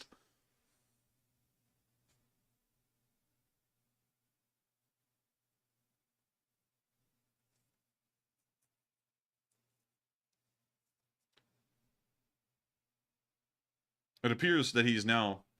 Oh. Okay. That was unexpected. I don't know if you realize what happened there, Matthew. I don't know if you're still there. I didn't actually see it. Well, I cannot go back, but the drone dropped a bomblet on him, and the guy pulled out a grenade and just dropped it right beside him and waited. Oh, well, I mean, I guess he had had enough. Yeah, I guess he had had enough. In the next video, where you can see a Russian walking down a path, and it looks like he's taking a nap. We're actually going to have to get off this video because... Oh, goodness. That's a little much. A little much, I'd have to say myself. Me, personally, can't really show that kind of stuff here. Hopefully that one doesn't do us in. That was a graphic one. That was a little bit of a graphic one, I'd have to say myself. To say Goodness. We're now going to be... Igor! Igor! Anyways...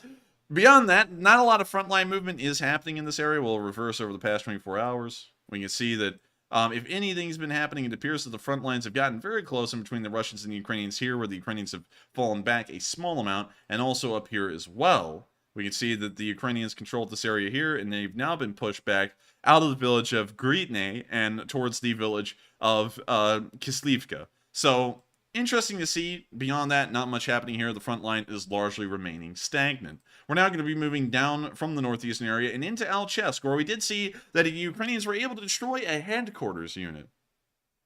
We can see here that the Ukrainian army, according to the caption, destroyed the place of deployment of the Russian military in occupied Alchevsk.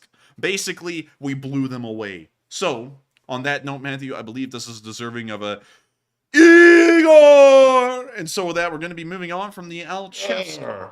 We could hardly even hear that. Your microphone literally just canceled out. It just shut itself off. We're now going to be moving to the Toretsk area. Igor. What was that? Supposed to be a goblin? Igor. Anyways, we can see Putin. my precious. We can see a Ukrainian SAM system engaging a Russian target.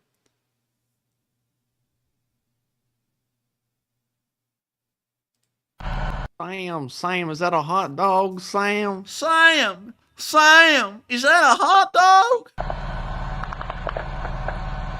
We hear some gunfire in the distance. We can see the Strela.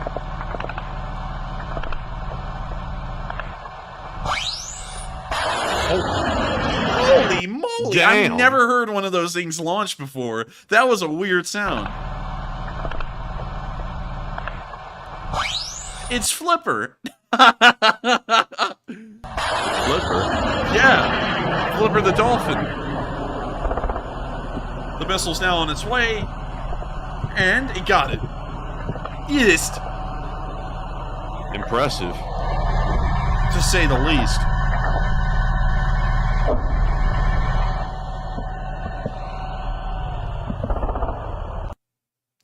Impressive display right there, and also a really cool sound. We're now moving on into the next clip, further down in the Donetsk front, where we also saw a Ukrainian tank in operation in Donetsk. This footage was provided by Radio Free Europe.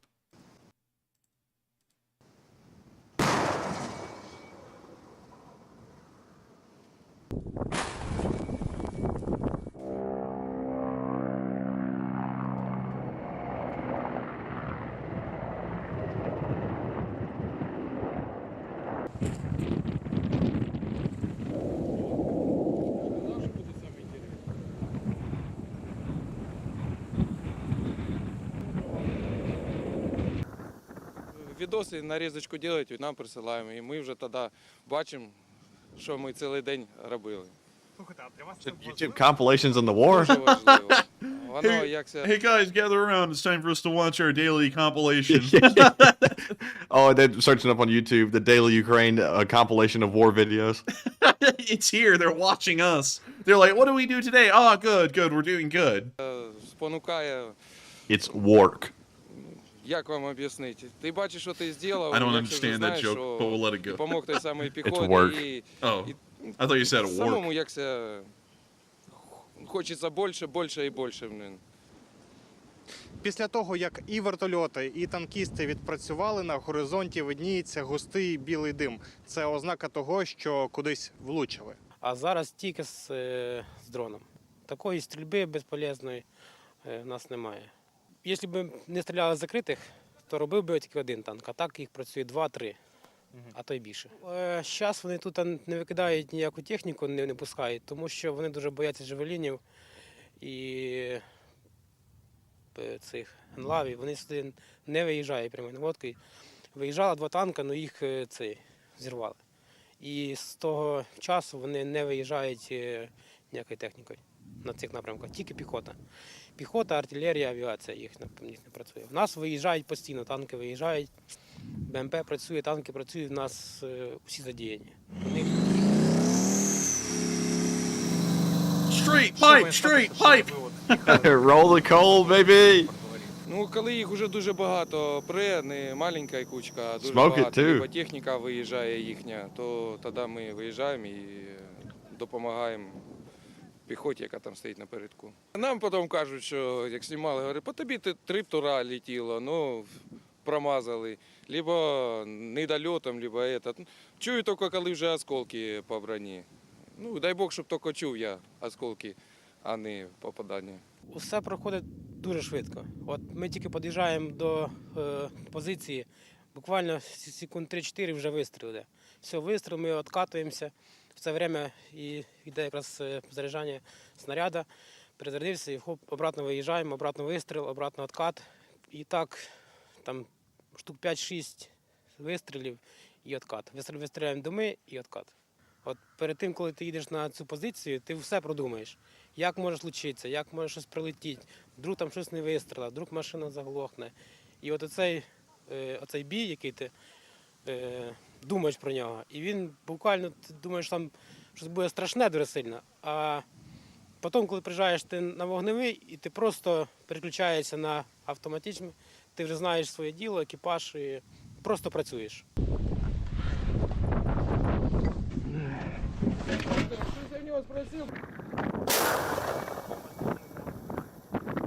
Of course, courtesy to Radio Free Europe for providing us with this little bit of footage and showing us how some of these tanks in the Donetsk area are being used against the Russians as artillery pieces. We're now going to be moving on a little bit further down the front line and into the area of Marinka, where we also saw a Ukrainian tank firing in the morning sun. It was very nice looking. Also, I got to mute that. But we can see here the beautiful morning sun, interrupted by the Ukrainians making one of their own. Well, look at that.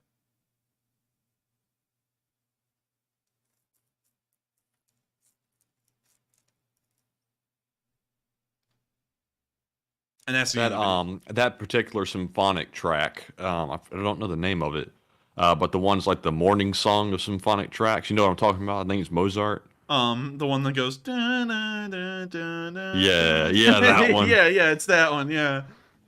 What about it? you mentioned it. It would go good on this video. Maybe, perhaps. I think it would go pretty good on this video. As long as it's interrupted by the tank firing. With that, that's the end of that clip. But once again, beyond these two tank videos, not much is happening in the Donetsk area, and the front line, of course, is not moved. However, going down to the Volodar, Pavlivka, and Yakharivka area, we did see that the Russians tried to shoot down a Ukrainian drone, and they failed quite miserably, and paid the price. Here's a video. Oh, that scares me. Right there, the copyright implications. But let's see what they got down there. We see the Russian walking out of his hole. We see that he spotted the drone. He's firing at the drone.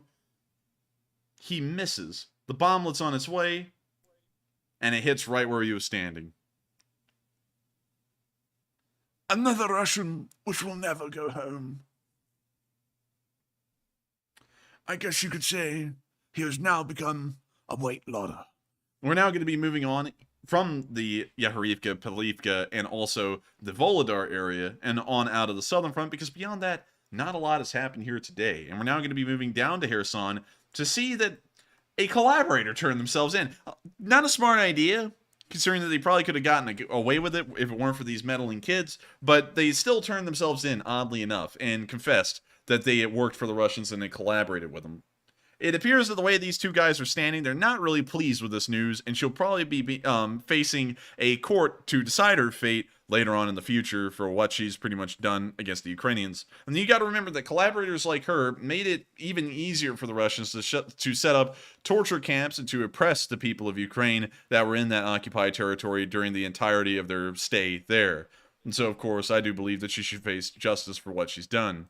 We're now going to be moving on from Kherson and over into Odessa, where we actually saw that they were able to scrap together enough time and effort to set up the New Year's tree in Odessa, and it actually looks quite nice. Pretty neat, I'd have to say. And It's pretty nice. yeah, and in some places of the town, recently, they didn't even have electricity, so not only had they been able to restore a decent amount of the electrical grid, they were also able to add the really cool little tree to it as well, so pretty neat, I'd have to say. Wait a minute. Hang on, Matthew. Dan didn't like, oh no. He said, dude, you clown too much. Well, man, the only clown I see here is you. So with that, we're moving on from Odessa And we're going to be moving on down into Crimea, where we've also seen something quite interesting. In the Kerch Bridge area, we saw that the Russians have set up checkpoints, apparently on both sides of the road bridge, where they're checking cars with a massive X-ray to see if there's anything inside of them that's explosive. It seems as though the Russians have been freaked out so badly by what happened last time on the bridge, which, as far as we know, it may have been a missile, it may have also been a truck bomb, we're not really sure at this point, that they're now going to check every single vehicle that crosses the bridge. And not only that, before they even begun to do that, there was already a traffic jam. Now with it taking a lot longer to cross the bridge, it's gotten even worse. Here is a video from today of what the traffic jam still looks like months later. Доброе утро, Мэш. Вот такая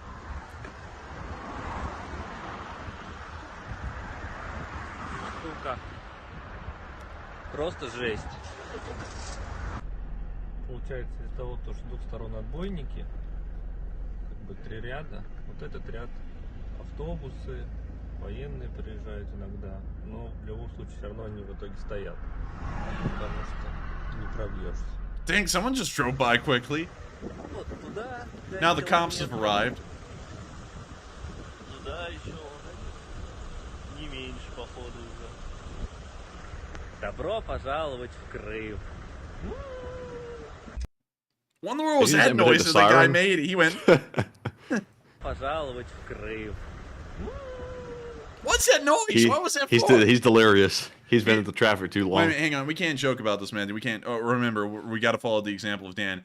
The man emitted a vocal noise from his cords, which emanated at a high frequency, resulting in a somewhat comical sound. But of course, we joke around too much. We must treat this seriously. This is a very serious issue. We are currently in contact with the.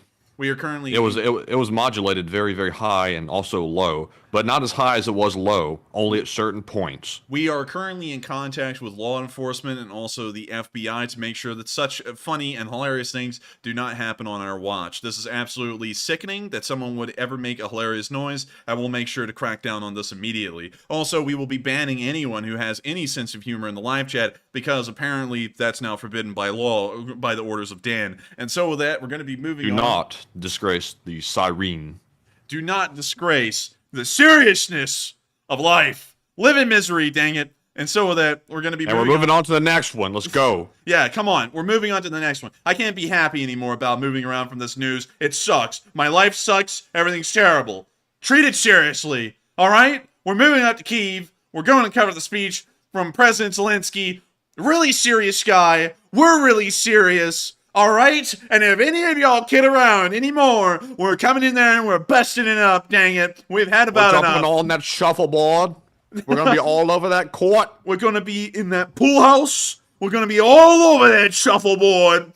But anyways, getting past All right, back to speech time. getting past the joke, it is time for the speech from President Zelensky. And so, without further ado, they're getting shorter. It's now down to 2 minutes and 22 seconds. Before you know it, man, he's going to get on here. He's going to be like, "We'll win, Slava Ukraini." That'll be Ever it. since he went to the United States, he's gotten shorter and shorter on his speeches. They were getting a little bit shorter and shorter before that as well. But I think honestly, these are starting to become a little bit tiresome to do, and I can't really blame him. Doing that for 311 days on top of everything else that he's trying to do is probably getting a little bit old. But anyways, with that, also, it looks like a lot of people, Matthew, are really into the idea of no joking at all. So, Matthew, and of course, I'm just kidding about that. We're going to joke until we drop dead, but make sure to take anyone who is joking to the courts of justice and find them guilty immediately. Guilty until proven You know innocent. who it was? Who? Dan. It was Lieutenant Dan. That's No who way. it was. But Lieutenant Dan, you ain't got no legs. You remember how he put down Forrest Gump? Oh, That's no. what he was doing. He was doing it to us. Oh, no. Oh, man. Come on, Lieutenant Dan. Also, man, everyone's roasting Dan. Poor Dan. Anyways, here's the speech from President Zelensky. Бажаю здоров'я, шановні. Wait, hang on. Let me put on the subtitles, actually. Бажаю Oh, no. Wait a minute. This one wasn't auto-translated? It wasn't. So it was not translated into English. We could try. What is this? Бажаю здоров'я. It's thrown us to YouTube. Okay, whatever. So Ukrainian. Let me see if I can find some English. Here we go. All right. Здоров'я, шановні українці. Провів чергове засідання Ставки, вже 45-те за цей рік. Ключове Донеччина, Луганщина, наш Донбас, де тривають найжорстокіші бої, Бахмут, Соледар, Креміна. Загалом тримаємо позиції, є і такі ділянки фронту, де потроху просуваємось. Я дякую усім нашим бійцям, які це забезпечують. Ви справжні герої. Обговорили ситуацію на півдні, на нашому кордоні, постачання зброї, подальше посилення ППО. Цьогоріч ми не лише зберегли нашу протиповітряну оборону, ми її зробили найсильнішою, ніж будь-коли. Але в новому році українське ППО стане ще сильніше, ще результативніше. Українське ППО може стати найпотужнішою в Європі. Це буде гарантією безпеки не лише для нашої держави, а для усього континенту. Обговорили ще після ставки на окремій нараді стан в енергетиці, до чого ми готуємось. У нас є чітка стратегія убезпечення генерації і постачання електрики. Щоб її реалізувати, потрібен час, потрібно багато зусиль, але це буде обов'язково. Це одне з найголовніших завдань на наступний рік, і я не сумніваюся, що ми його виконаємо. Сьогодні ж говорив з прем'єр-міністром Греції, підсумували рік, подякував Греції за підтримку нашої держави, погодили на наступний рік, як можемо зробити співпрацю ще змістовнішою. Провів нараду з нашими міжнародниками. Багато питань, але головне – ті заходи, які ми готуємо для посилення України вже в січні та лютому. Україна збереже досягнуте лідерство в зовнішній політиці і буде ще активнішою, це 100%. І ще одне. Сьогодні вперше відбулася церемонія відзначення наших волонтерів «Золотим серцем». Справедливо це і чесно за підсумками року відзначити тих, хто увесь рік допомагає нашій обороні, допомагає людям та усій нашій державі. Дякую кожному і кожній, хто воює за нашу державу, хто допомагає українцям, хто працює заради України і нашого майбутнього. Слава усім нашим людям, слава Україні! With that, oh wait a minute, hang on, I'm sorry. I can't have a happy tone. This has got to be very serious. And so with that, that is the end of the speech from President Volodymyr Zelensky. He is gone, but he'll never be forgotten. Of course, we always respect him. He's a great man, and of course, they're fighting such a tremendous war, and it's just so terrible. I just want to cry about this every day. And I want y'all all to feel the same pain. It's something serious. Although they're winning and they're beating the hell out of the Russians, it should be a funeral. It should be an absolute funeral for everyone involved. So with that, we're now going to be moving on from the news segment. I thank you all so much once again for watching. We've never meant to ever have y'all think that this was a channel where you could ever feel good about the war and the Ukrainians continuing to fight and our support for them or anything. We always want y'all to feel miserable about it. So I hope y'all hit the subscribe button for that reason. And I hope y'all also know that I'm joking about this as well, but we're going to keep this up in respect to Dan because Dan is the man. And so with that, thank you all so much once again for watching the news segment. We're going to be moving into the question segment here in a second. But if everyone could join me for a quick 1-second crying session, I would be greatly appreciative. Because for some reason, although the Ukrainians are winning and they're still alive and they're still fighting, we must be very sad. So, okay, and so with that, we are on into the polls. So with that, what do we got, Matthew? All right. So there was a moment of lag there, so it sounded like I said, but anyways, we're back. So, all right. So we have 3 polls to go through, and the first one says, Putin and Xi met in a conference within the last day. Are they trying to foster closer ties? It looks like 35% says they've always been quiet allies, while 26% said yes, they are becoming close allies. 23% said no, it's only a routine meeting, and 16% said unsure or undecided. So on this one, I've got to say that I think it was 3 or 4 days ago, I said that China and Russia are allies, and it appears from this most recent conference that Xi had with Putin on, I believe it was Zoom, that they are trying to pal up and buddy up with each other all of a sudden, publicly at least. But Enforcer, what say you? I don't put a lot of weight into it because remember they did this before the war at the Olympics, I believe in Pyeongchang in North Korea. Wait, no, I'm sorry. That was actually the Winter Olympics, I believe, of 2018, if I'm correct. In 2022, they were in China, I believe in Beijing, actually. And they had a little meet up there, and they acted like they were friends and big pals. And then nothing came of it, and nothing ever happened. I think that's what's going on right here. I'm not going to put a lot of stock into it. They haven't been great friends, because if they were, China would have actually stuck up for them at the beginning of the war, like they supposedly said with their little special friendship then, and they never did. So I feel like this is going to be of a similar vein, in my opinion. And so with that, I hope I addressed that poll fairly well, and we are on to the next one. All right. And next up, the second poll said, how would you classify an AK-47? Choose the best option. So you couldn't choose all of the above. So it looks like 36% said weapon, 28% said firearm, 23% said musical instrument, and 13% said gun. So I'm going to go with musical instrument because that's what's classy right now. But Enforcer, what say you? I'm going to go with musical instrument because I do think that the AK has a lot of merit to become something in the brass section. It's not made of brass, it's made of steel, but I still think it has the acoustic abilities of a trumpet or a trombone player in middle school. And so with that, I hope that answers the poll fairly well. And with that, we are on to the next one. Right. And the third and final one is going to say, what is your assessment of the war at this point? 66% said Ukraine is taking ground and winning. 30% said stagnant progress, stalemate. 2% said Ukraine is losing ground, meaning they're losing, obviously. And the 3% said, I'm not sure, or undecided. On this one, I'm going to go with the 30% that said stagnant progress.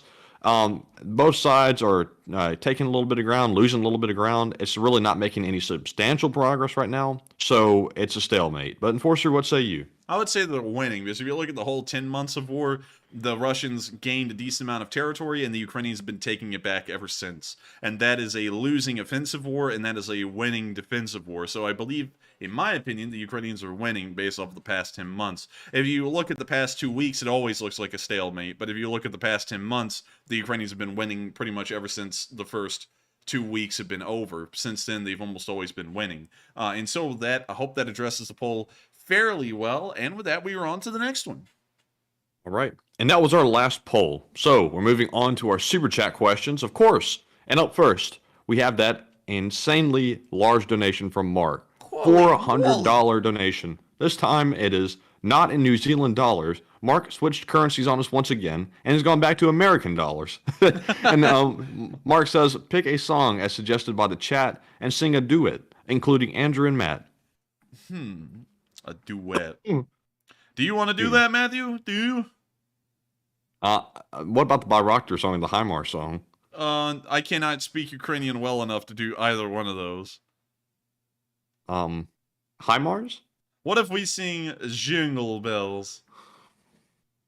In Ukrainian? No, in English, the language we speak the whole time on stream. I mean, sure. I mean, like we could sing it in Spanish. I mean, I know a little bit of Spanish. Feliz Navidad. Anyways, let's get into the English of Jingle Bells. All right. What? Oh, go ahead. Also, there's no copyright on Jingle Bells, G-Man. So, on the 1, a 2, a 1, 2, 3.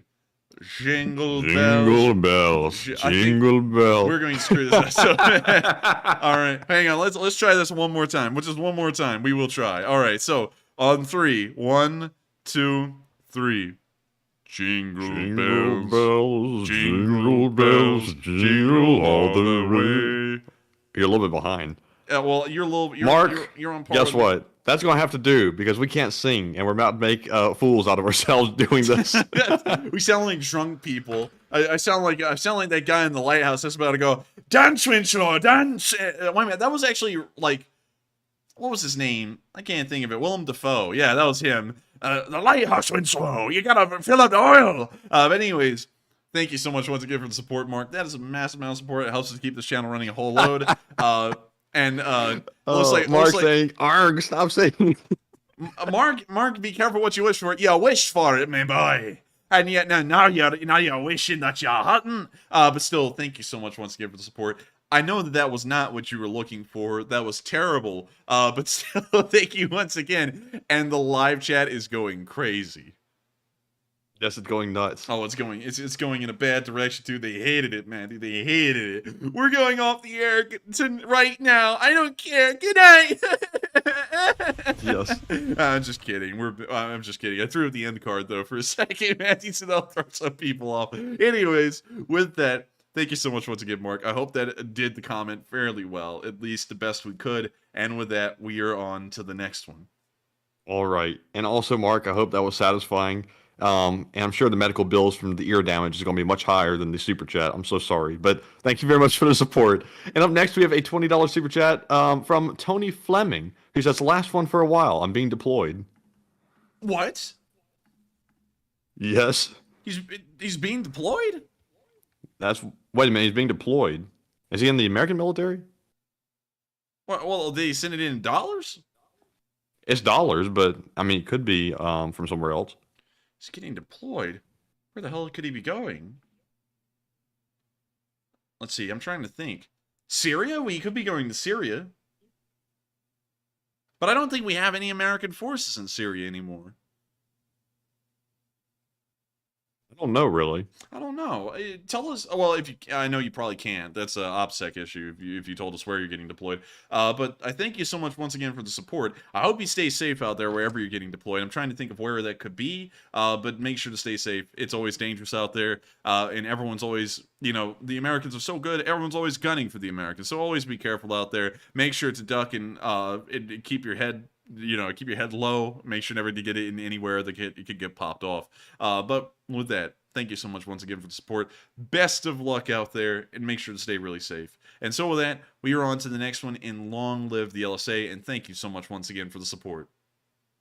You're right. And up next, we have a $20 super chat from, we got to get a bot real quick. E82. Reality. Reality. Ukraine is gone. Wait, we can't joke, Matthew. Reality. Ukraine is gone. Oh, man. I'm so sorry, man. I have to treat this entirely seriously. Ukraine is gone, y'all. E82 said it. It's over. The Ukrainians just collapsed. The Russians are now on the border. They're looking at Rezhau and Warsaw now. It's done for. We may as well just start praying, everyone. Oh, man. Matthew, cry with me. But with it. It'd be like that armadillo that I showed you the other day where I went, Armadillo. Yeah, armadillo. What you mean an armadillo? That's like a quesadilla. I sit there and eat my quesadillas while I look at my armadillos. But anyways, with that, we're on to the next one. And up next, did we go over that one from BC Skyman? No, we haven't. Oh, we haven't? Also, Mark Slava Ukraine said, reality, E82 is gone. Yes, he is gone. Stugna the bot, he's gone. Bye-bye. But anyways, up next, we have a $20 super chat from BC Skyman, who says, live chat question, please, if you would. And no, no, please. I'm just kidding with you, BC. And also, we took a look at your YouTube channel the other day, BC Skyman, and I hate to break it to you, but you've got some fine cars, man. I don't know if you know that, but those were some very top-of-the-line cars, I have to say. But that Corvette. Man, like all of them. I thought all of them were really good. So with that, thank you so much once again for the support, and we will get a live chat, BC. And so with that, what do we got? All right. So the live chat question is going to go to Mad Machine, who says, Matt or Enforcer, how is Ukraine getting fuel for its needs? I'm going to have to be honest with you. I've been completely flabbergasted how they've had fuel. I really have no idea how that's working for them and where they're getting it from, because before the war, the Russians were their primary supplier of fuels of any kind, natural gas and oil as well, and I don't know where they're getting it from now, and especially considering that supposedly, according to the Russians and according to a decent amount of news outlets, the Europeans are having a little bit of a rough time with natural gas themselves, and maybe even oil as well, although to a much smaller extent. I don't know where they're getting it from, but they're getting it from somewhere, and they're keeping everything running. So unfortunately, I don't have a straight answer for you. I still have no idea where it's coming from, and I think the reason why is because they're not making that public, because it's a matter of, I guess you could say, strategic importance and a strategic imperative to keep that secret and keep that quiet as to where this is coming from, because if they let the Russians know, that could get targeted, and then they could start losing their oil supplies. So with that, I hope that answers the question as best we can, or at least gives an explanation as to why we can't. And thank you so much once again, BC Skyman, for the support, and also helping us to address a live chat as well. And so with that, we are on to the next one. All right. And up next, we have a $20 super chat from Jordan Halsey, who does not leave a comment. But thank you very much for the support. And I wonder if you're related to our mod, Susie Halsey. That would be pretty cool. That would be really cool, wouldn't it? Jordan Halsey, Susie Halsey. I think there is a connection there. There's a connection. We need to find out immediately, Matthew. Go ahead and DM Susie and ask her if that's a relative. But with that, thank you so much for the support. You didn't throw in a comment, but the support does say a lot, and it also helps this channel to keep on running. And without that, this wouldn't be possible. And so with that, thank you so much once again. We're going to put that towards the pizza fund to make sure that that stays topped off and good. And with that, we are on to the next one. And thank you so much once again for the support. Indeed. And up next, we have a $10 super chat from Jorn Erickson, who says, have Putin admitted or commented any alleged but very, very likely case of torture war crime carried out by Russian troops? I haven't heard him straight up admit that, but we have heard him admit other things, like directly attacking Ukraine's infrastructure. So I would have a feeling that that would be coming around the corner, but as far as we've seen, he hasn't done that yet. So with that, I hope that answers that question fairly well. Thank you so much once again for the support. And with that, we are on to the next one. All right, and up next, we have a $10 super chat from James Lynn, who says, lots of direct combat footage. I haven't seen much footage of supply interdiction lately, using deep strike artillery and drone support to take out more supply trucks, rail lines. And by the way, I fired a ZSU-23. And thank you so much for the support, James Lynn. And also, really cool to hear that you did fire off one of those little ZSU-23 guns. I actually noticed when this stream started, Matthew, when I started listing off all of the countries that the ZSU was used in, like, we lost like 150 viewers by the time that list was over. Yeah, nobody wanted to hear it read off, apparently. Yeah, they were like, "Oh man, I gotta re-listen to this," and they left. But Dan was into it, man. He was just soaking it up. He was like, "This is so serious." He's reading off everything. I love it. Please say it again.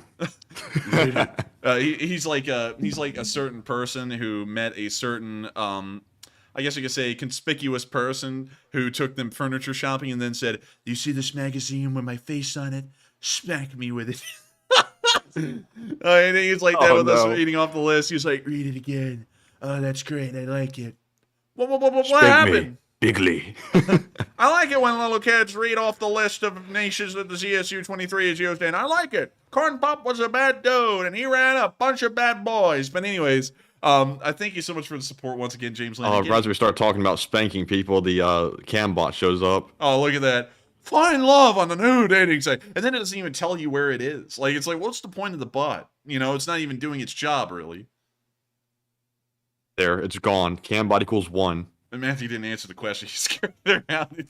But anyways, I was too busy trying to write cam bot. Oh, yeah, I see it now. But let's see, to answer James Lynn's question, we addressed the part about the CSU. But what about that first part? Can you reread that again, Matthew? Lots of direct combat footage. I haven't seen much footage of supply interdiction lately. That's true. We haven't seen that either, and I have been noticing that. I don't know if the Ukrainians are not publishing that footage anymore, or they're not getting footage of it, but it seems kind of odd. We know that the Ukrainians are always involved in those kinds of activities because that is a winning strategy of theirs, and I know that they're not just going to abandon it on a dime, so it is kind of weird, and I think it may just be a lack of actual footage. So with that, I hope that does address the comment fairly well, James Lynn. But of course, without video or picture evidence to confirm anything, we have to say they are probably not hitting them, which is still kind of weird. But with that, we are on to the next one, and thank you so much once again for the support and helping this channel to keep on running. All right, and up next, we have a $20 super chat from Psyops. And I saw him in the live chat saying his little famous saying, "Muhaha." So I knew this was about to be a good one. He said to smell my fingers, "Muhaha." So, Psyops, first off, thank you very much for the support. And this is Psyops, quote unquote, "Hi, chat. This is Enforcer Matt." It's Psyops, by the way. He says, "Did you know that I don't wear pants during the stream? Did you also know that Oklahoma is the best state? Oklahoma is the best. Texas stinks. Also, that Psyops guy sure is a cool guy." Psyops, I hope you're happy, man. I hope you're happy. Matthew's getting all uncomfortable. He's like, "I hope you're happy, man. I hope you're happy." But anyways, Psyops is on the other end, like the guy was a man to go. "Read it again. Read it again. Read it again. Read it again for me, would you?" Oh man. But anyways, I thank you so much for the support, Psyops, and also, Matthew, do you wear long pants during the stream? Because I wear shorts, in case you all don't know. It's not Funker 530 Ronnie Fit shorts, like, you know, like booty shorts. They're normal shorts that go down to your knees. Well, a little bit above your knees, actually. They're not that long. But what do you wear, Matthew? Let's see here. I'm wearing my shorts. I'm wearing my nice shirt, and I look like I'm ready to go for the day, but it's almost midnight. Interesting. And it's not midnight, Matthew. Fact check. That is partially incorrect. We are only 50 minutes away from midnight, but it's not midnight. Those damn fact checkers. Those dang fact checkers. They're lying to you. They want you to sit there and look at their fact checkers, and they're not. They're wrong. They're wrong. They're lying to you. It's a paradigm. Oh.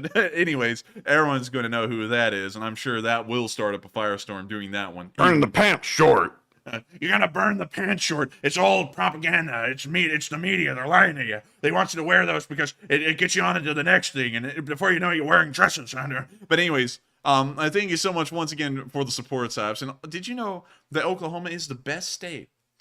Now I don't feel like that's a Matthew statement, because to me and Matthew, Alabama is the best state by far. And no one can even compare. And I'm waiting for Matthew to go, oh, well, anyways, Oklahoma is pretty nice, but I never want to rat on the Texas people, because the Texas people are okay. Although my friend who was just in Space Force training, which happened in Texas, hates Texas now, and he says that Texans are pretentious, and I'm wondering if that's true. I feel like it's not. I feel like maybe he just met some bad Texans and they brushed off on him the wrong way. But one day we will venture over to Texas, and we'll see it for ourselves. In Oklahoma, we are going to be in Okie from Muskogee. But anyways, with that, thank you so much. I have a friend out there in Texas. He's in the Air Force too. Flies the drones, and he says it's great out there. He loves it. You know, I don't know if it was just my friend having a bad experience, like a one-off, because I would assume that it's pretty hard to just meet normal Texans in the middle of basic for the Space Force. But we'll have to go out there and see, because I think that Texas would probably be a really nice place. Every place gets a bad rap for no good reason, and then when you go there, you actually find out it's not that bad. The only place I would say that's not true with is St. Louis. We drove through a very bad part of St. Louis on our way through, and I mean, like, you know, if you ever hear the jokes about Detroit, the place I drove through, well, the place we drove through going through St. Louis, I would have to say, I think it's giving Detroit a run for its money. Yeah, the whole thing was bad. Like, we drove through, like, I think half of it, at least. We drove through the whole city. I believe it was Interstate 70. Let me see if I'm correct on that. Because we drove across the river here on this interstate. No, wait a minute. I think it was actually this one. Let me think. Did we see that giant coal pile? Let me drop down here on the street view and let me see. No, we were on the other bridge because we saw the arch from a distance up here. So I think we were up here. Yes, we were, because you could hardly see the thing. You could only see it over there. So we drove down this interstate, Interstate 70, and then we took a right, and then we drove up through here. And this interstate, oh man, like we thought Montgomery, Alabama, where we used to live, was getting kind of rough. This place made Montgomery look like a cakewalk, at least in this area. Oh, really dangerous. Yeah, it did. I mean, like, you know, we were like, dang, you know, because we've been in some rough areas. A lot of people got murdered in Montgomery while we lived there. And this place made it look like, dang, it must be a war zone through here or something. I bet there's nice parts of St. Louis, because there's always good and bad parts, really good, and then really, really bad parts of every single city. I think we just got the bad draw and just drove through the bad part there. Because, you know, a lot of people say that Kansas City is terrible. But we were in Kansas City and it was super nice. And I really liked it. Yeah, I liked it too, personally. I thought it was very nice. You know, I'm trying to remember it real quick in my mind. That was the place that had that World War II museum, wasn't it? No, World War I museum. It was that right here, the National World War I Museum and Memorial. You know, the giant. Oh, yeah. We pulled up in the parking lot there and sat there for a minute and then left. Yeah, I hate that we didn't go in the museum, because this thing is just so cool. I mean, look at that. And they got the old motorcycles, and they got the old, like, I guess you could say supply trucks. I mean, like, it's a cool museum. I really wish we could have gotten to go in there. But anyways, moving on from that, I honestly think that they just get a bad rap for well, everywhere gets a bad rap for no good reason. St. Louis, though, I kind of have a bias against because of what we saw on Interstate 70, but I have a feeling it's not that bad, and if we actually got to tour and look around the town, you would find the good spots, like there are the good spots in every town. Like, Birmingham gets a really bad rap. I mean, we live in Birmingham. All of y'all know that. And there are very bad parts of Birmingham, but there's also really, really good parts of Birmingham as well. Some of the best places in terms of, I guess you could say, wealth in the state of Alabama are here in Birmingham, but also the poorest and the worst off places in Alabama are also in the city of Birmingham as well. So I guess it's kind of like St. Louis in that way, and you just have to know the town to know the good places and the bad places. But anyways, with that, thank you so much once again for the support, Sipes, and also allowing me a TED Talk on why places get bad raps and good raps, sometimes just on a quick glance through the town. And with that, we are on to the next one. All right. And let's see here. PsyOps says, serious question to you, Enforcer. Are you doing that quote-unquote event in Discord? If so, now would be a good time to announce it. And we are. PsyOps actually approached me a couple of days ago with a pretty cool idea that tomorrow, is today Saturday, Matthew? Today is Friday. Oh, wait a minute. Yeah, you're right. Yeah, so it will actually be Sunday. On Sunday, on New Year's Day, in the middle of the day, I'll be on Discord for about an hour or an hour and a half around the midday. And I'll be answering questions from anyone that has one in Discord. We're getting a little event set up for that, and I thought it'd be pretty fun to do and also test out what doing that on Discord's like. It's just going to be fun. It's just going to be, we'll say what? I said, oh, wow. I said, I was thinking if I'm available, I might show up to it too, but I'm supposed to be filming a commercial either that day or the day after. I'm not really sure. Interesting. But moving on from that, and also OPSEC on that one. But moving on from that one, we will be doing that in the Discord, and I think it's going to be pretty fun. So make sure to show up.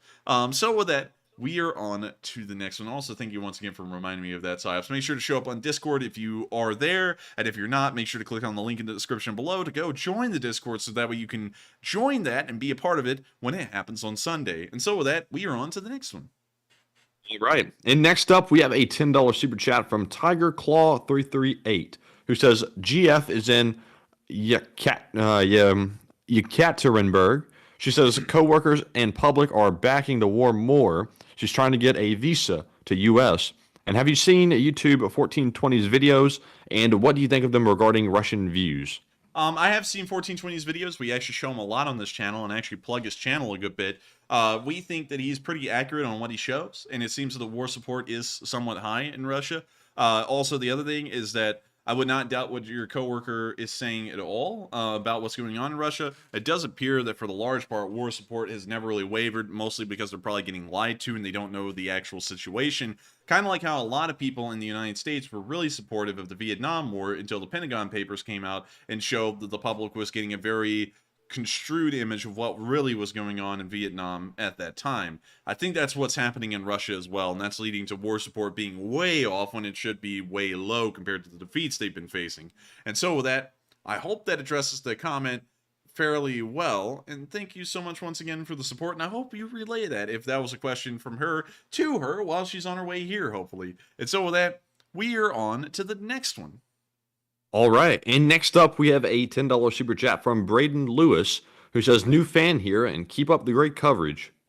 And thank you so much for the support. Also, thank you for joining in the Lee Spring Army. A new fan must be a soldat then. And that's really cool to know that we're always gaining new members of the Lee Spring Army and that the channel continues to grow. And so thank you so much once again for the support and being a new fan. And I hope you enjoyed here, and I hope you've been enjoying tonight's show as well. But of course, real quick, I actually have to get really serious because Dan wouldn't like us to be happy about a new fan. I want to thank you so much. I feel terrible remorse and discomfort at the fact that you have joined on the stream, and I will now apply to my back 3 lashings, which will tear my flesh apart and make sure to let me know the true horrors of having a new member here. And so with that, we're on to the next one, but thank you so much once again for being a new fan. You're right. And also welcome to the Lee Spring Army as well. We're glad to have you. Thank you for being here. Thanks. Period. But anyway, seriously though, Braden, thank you or welcome to the Lee Spring Army, and thank you for the support. And up next, we have a $10 donation from Jesse Glenn, who says, if you guys ever want to visit Erie, Pennsylvania, you have a place to stay if you need. We have a big maritime and industrial history, as well as poorest zip code in the country. And thanks for the great content. And thank you. How about that honor went to Alabama? Wait a minute, what honor? Which one? Having the poorest zip code in the country. No, that goes to Pennsylvania. Did you not know?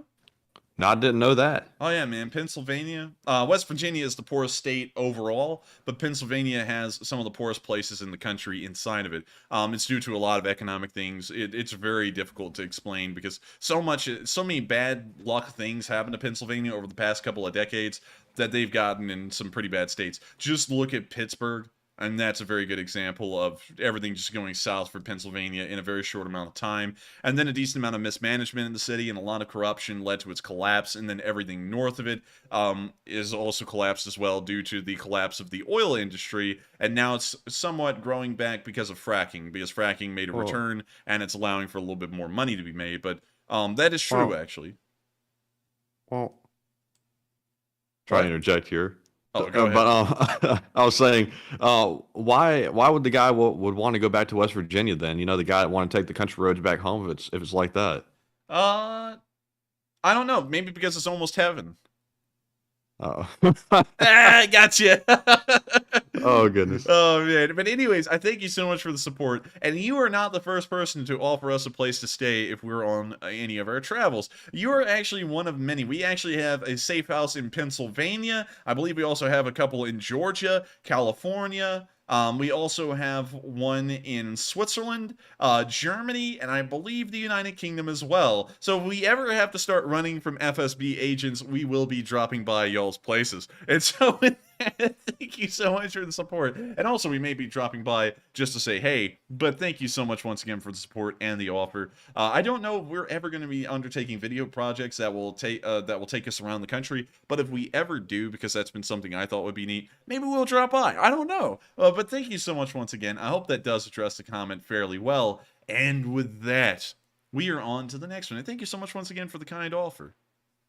All right. And up next, we have a $5 super chat from Mr. Lunchtime, who says, "Gentlemen, Mr. Lunchtime is here, still supporting you guys. Here's a few bucks for Stars Coffee or Tasty, and that's it. Stay toasty, my friends." And Mr. Lunchtime, you're back. You're back. I honestly thought you wouldn't roll in again, but here you are. You're just waddling in.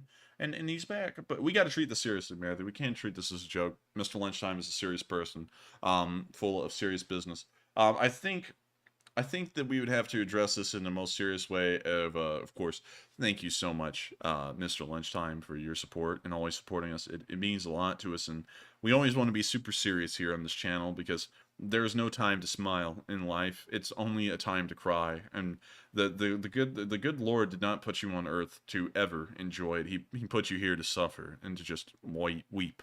And so thank you so much once again for supporting us and during such a trying time of our lives, which is every minute of it, and also during Ukraine's very sad and very pitiful victory that everyone should cry about, because them winning is no reason to be smiling.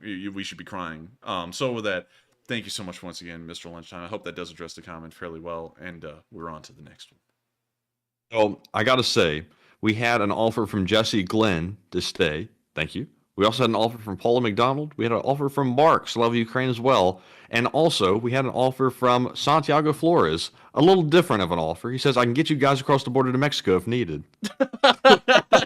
Thank you, Santiago. Sorry. That's a weird flex, but thank you. Everyone's like, you can stay here if you want. You can stay here. And Santiago, you want to break the laws of the United States and Mexico at the same time? I can get you. It's like, I thank you for that, though, Santiago. If we ever have to go on the run, Mexico is the place to go. Like, that's pretty much where everyone always ends up running away from something. Either that or Argentina. There's this really weird guy down in Argentina. He has a lot of grandchildren, and he looks very similar to someone who was running Germany in the 40s, but I'm sure the resemblance is only just uncanny. I'm sure it has nothing to do with any U-boats escaping Germany and sailing elsewhere around the world. I have a feeling that's completely far-fetched. I'm just kidding. He died. You remember the guy who was like down there trying to do a story on the Nazis that had escaped Argentina, and he ran up on like a huge meeting of them and some like pagoda out there or something. Yeah, and he drove, and also when Jeremy Clarkson and all of them on Top Gear started driving through the towns that eerily looked a lot like towns from Bavaria. Yeah, I remember that. Yeah, and that's really weird. You know, we're not going to cover that a lot, but that's still kind of weird. And also, how the hell did that many of them get down there? Like how, like, you know, all of them started to leave right at the end of 1945. How did thousands of them get down there? Like, what was there, like a U-boat express? Like, hop on a U-boat, we're going to take you straight to South America immediately? They took the Wunderwaffen Express down there. The Wunderwaffen. They have UFOs in Antarctica. Remember that, y'all. It's fact. But I'm just kidding. They don't. Anyways, with that, we're on to the next one. All right. And excuse me, hold on just a second. I have to go through a coughing fit. And while you do, Matthew, I got something to make you laugh. Mosquito Bite said, if you joke, you'll get a pinch. Would you like a pinch? Interesting. But anyways, I'm this time it's not the cough problem. Actually, it's choking on your spit at this point. But let's see if I can try to get back to it. Up next, we have a $30 super chat from Miss Disa, who says, for the fun, boys got to have fun too. Keep doing what you're doing, even if some don't get the channel objective. LSA is a community and interactive chat about Ukraine, and silly stuff keep us sane. And thank you so much for the support, Miss Disa. And also, thank you for the Fun Fund. We don't get a lot of people supporting the Fun Fund, and I hate to tell you, I'm not really a big person on having a lot of fun. Like, I only have, like, I'm one of those people who are like, work, fun. Like, for like 1 hour, and then work, and just keep working. I think the last time I went and had like real fun was about 2 weeks ago, and I had taught a friend how to shoot a gun. And that was like the first time ever in months that I had done anything. So I promise you that will probably be enough to keep the fun running for about 4 months right there. So with that, thank you so much once again for the support, Miss Disa. And also, you know, we're just kidding around with the whole Dan thing and getting serious. We're not going to change the tone of this channel for one person. And I'm not going to change it even if it was a large amount of people, because this is how I cover the news. This is how I run my channel and my format. And, you know, and some people are going to take this as, wow, that's rude. But if you allow me to explain, you'll see that's not that rude. This is my show. You know, it's like, if you don't like it, you can go and watch another one. You know, because this is how YouTube works. I produce videos, or I produce live streams, and I make them how I make them. You know, it's my personality. I make the news. I put together what's in it, and I put in all of the stake and effort and time and everything into making this what it is. And if someone wants to come in here having done no effort and just clicking on the video, and then they want to act like they can dictate to me how I run my stream and how I act and how I talk and what news I show and what news I don't show, they need to go. That's just as simple as it is, because they're not putting in any effort. They're going to come in here and be all rude and unappreciative to me, go and disrespect probably a whole bunch of people in the live chat and get in fights with them. That doesn't make any sense. That's just dumb. Also, 210G13 got knocked out immediately with that Z. He got slammed. Also, one other thing about that that's always interesting to me is that and also, this is something interesting that I did not throw in the last time I told you about the Great Schism. The Great Schism didn't happen just because there were Discord mods that were wanting to get paid to work 1 hour a week on a Discord server, and they wanted to get paid like full-time employees, which was completely impossible. They also started to give me ultimatums and dictate to me how I could run my show behind the scenes, and that was really where the massive disconnect happened with me. And because I was, you know, I'm not going to go through the whole story, the whole other part of it, but they started, like, one of them, which y'all may remember, I'm not going to say their name, but he had like a Crusader Templar like profile picture. He actually started to sit there and cuss at me behind the scenes in messages and tell me how I could say certain things on my show and not, and just treat me like an idiot when he was putting no effort into any of it. And I was the one running the whole thing. You know, I still am. And that was a huge deal then. And from then on, after the Great Schism happened, this was my mindset going forward. I'm running the show. I'm putting in all the effort. I'm going to run it how I would like it. And if people enjoy it, they'll enjoy it. And if people don't enjoy it, they won't. And beyond that, there's not really much that would change, unless if I just thought it would be cool to change it. So that's how. Do you remember back when the old moderators were getting out of hand? They were starting to like cuss and everything at you and all that. Yeah. You went and put me behind the scenes, and I was like the plant, like in there, like trying to get information about what they were trying to do behind the scenes. Yeah, because we had an idea at that point that something must have been brewing, because they were getting outright combatant with me. Like, they would sit there and say stuff like, you know, I would sit there and say the Russians are cruel, evil people, and then one of them would go, dude, that's effing uncalled for, man. You need to stop that, you know, like I can't even say it without being uncensored myself, but you need to stop that right now, or else I'm gonna try and single-handedly destroy your channel because you don't deserve to have one. And I'd be like, hey man, calm down. You know, like you're blowing this out of proportion. Don't talk to me like that again, or else I'm gonna have you removed. And then the guy that I said that to, he did it again, literally the next night. So then I banned him, and I told everyone, listen, I'm totally fine if y'all have a problem with something, but y'all don't disrespect me. So then all of them took that as an affront because they couldn't just treat me like a dog. And then that's when they decided to spring the whole thing into action, which was on the same night as Moscow Mike. And then they all went ham. And then that's when we went and banned them all off the thing and everything else. But yeah, I had been saying for weeks, I said, we need to get rid of these people because they are doing like some shady stuff behind the scenes. They were like, we could already see the formation of a coup behind the scenes. They're all banding together and trying to find ways to usurp the enforcer, and it was getting out of hand. So I was put in place like a little plant to go and see what was really going on behind the scenes, and that's when I got tipped off. Ruh-roh, we have an issue. And also another thing that is crazy about it, and this also adds into a little bit more of the channel history, is that they went off, at least some of them did, and you know, I can't really say a lot about their situation because we have people looking into it, but they went and created their own channel that copies everything I do. Like, the thumbnails are very similar, the content they cover is very similar, they try and do it in an identical way, they try and run similar polls, and then that started beef in between me and another channel that's running around here called Mercado, because when I addressed them on stream, he took that as him. So then that started a beef in between him and me, which wasn't supposed to happen, and then we clarified the next day that wasn't with him, that was with these people, and I'm still not giving the name of their channel because I'm not going to give them any attention or credibility whatsoever, because they're just straight up grifting off of us and trying to do this, and it's also incredibly boring from what I've seen. But beyond that, that started a whole beef with a whole other channel. Pretty much, the Great Schism has a lot to do with this channel's lore, and if I try and go through all the details as to why it happened, it becomes a really long story, probably an entire hour-long documentary on channel lore, and that's why last time I just summarized it down to them wanting to get paid, which was a huge thing for them, although they volunteered their efforts free, and then they acted like they were owed compensation for it, although they had, you know, wanted to help just on a volunteer basis, and you know, it's a whole thing if you break it down from there. But anyways, with that, I hope that addresses that fairly well. Thank you so much once again for the support, and with that, we are on to the next one. Thank you so much once again, Miss Disa, and we will keep up the jokes. All right, and up next, we have a $10 super chat from Vance Hicks, who says, for the coffee fund, and I don't really have a question tonight, and I cannot afford Starbucks. And really, who can, honestly? Who can, But this should get y'all in and out of Dunkin' Donuts okay. I'll be honest, I've never had Dunkin' Donuts coffee, but Starbucks is ridiculous. It's $6 a coffee now.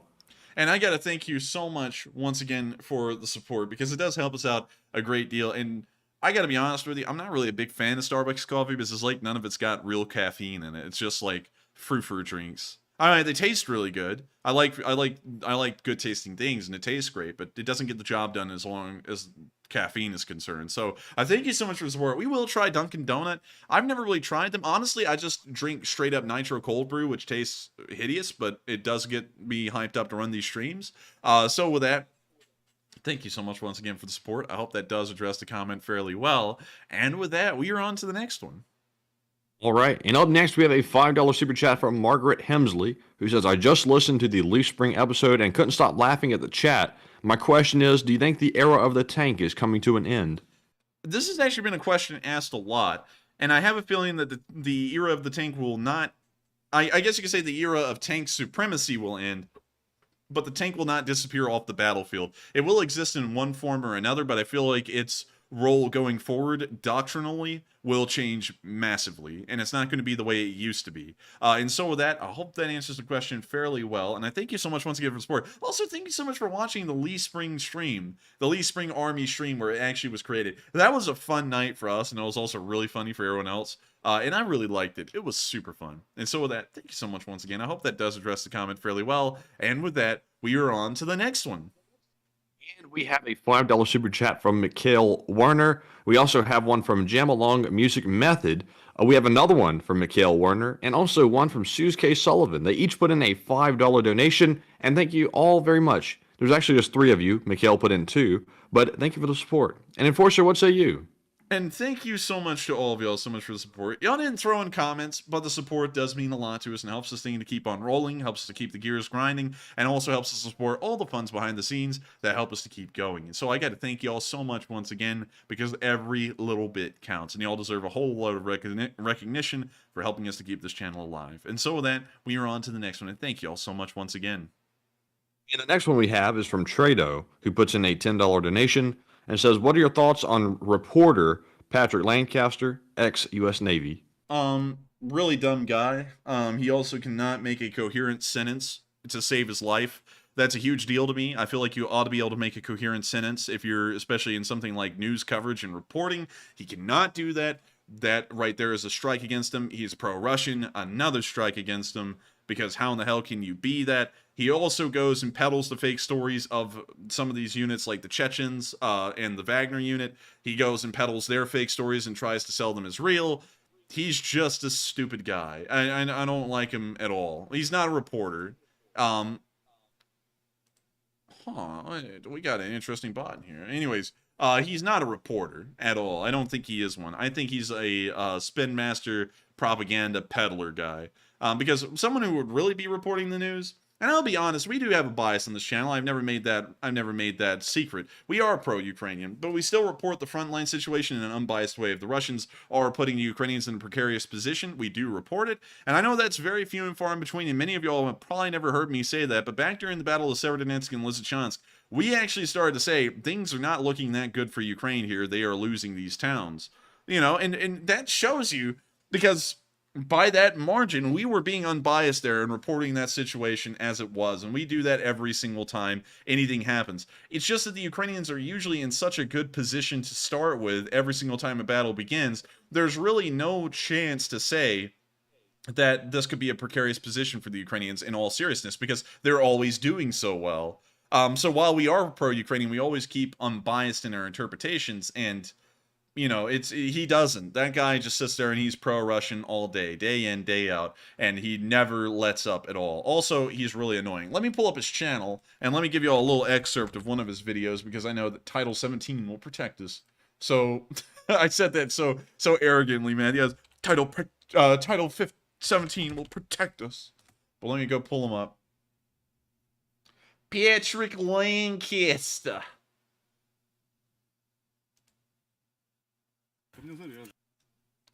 So, here he is.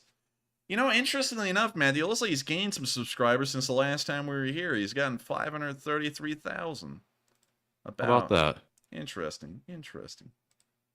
But let's see how many views his videos are getting. 51,000, 96,000, 48. Wow, he's down in our category, but with 5 times the subscribers. Kind of weird. It's almost like he may be paying for subscribers. There's no telling. No telling.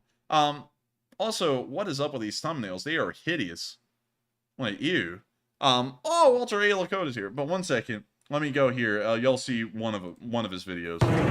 I'm Patrick Lancaster, and right now we are in the village of Zaitsevo, on the edge of the village of Zaitsevo. And as you can hear, battle is raging. We're on the front line, separating. You see how annoying the guy is? Like, I talk in a hyped up tone, but at least I make it sound fun. Like, this guy Never heard this guy talk before. Yeah, he's very annoying. He's very, very annoying. And I don't like him at all. Like also, if you're going to do this hyped up thing, you at least have to sound excited. This guy doesn't sound excited. Listen to this. The Donetsk People's Republic forces and the Ukrainian. He just sounds like he's trying to power through the lines. Like, that's it. Like, it was lame. He sounds worried. Yeah, he does. He always sounds worried. And also, he can never make a straight sentence beyond the intro. Like, here, let me see. See if I can go to here. Hang on. You know, because, you know, he always portrays the Ukrainians as evil. I don't know how, considering that they're invading Ukraine, but let me see. In the other apartment next door, which the whole upper floor is knocked out. I've done reports there in the past years. Even interviewed a woman that spoke English there. When we were in the attic there. Who knows if the people that we interviewed are still alive. Yeah, see, I don't like him. Anyways, I hope that Come answers. on, get it out. Come on, can you speak? Spit it out. I got like 30 interviews to get to.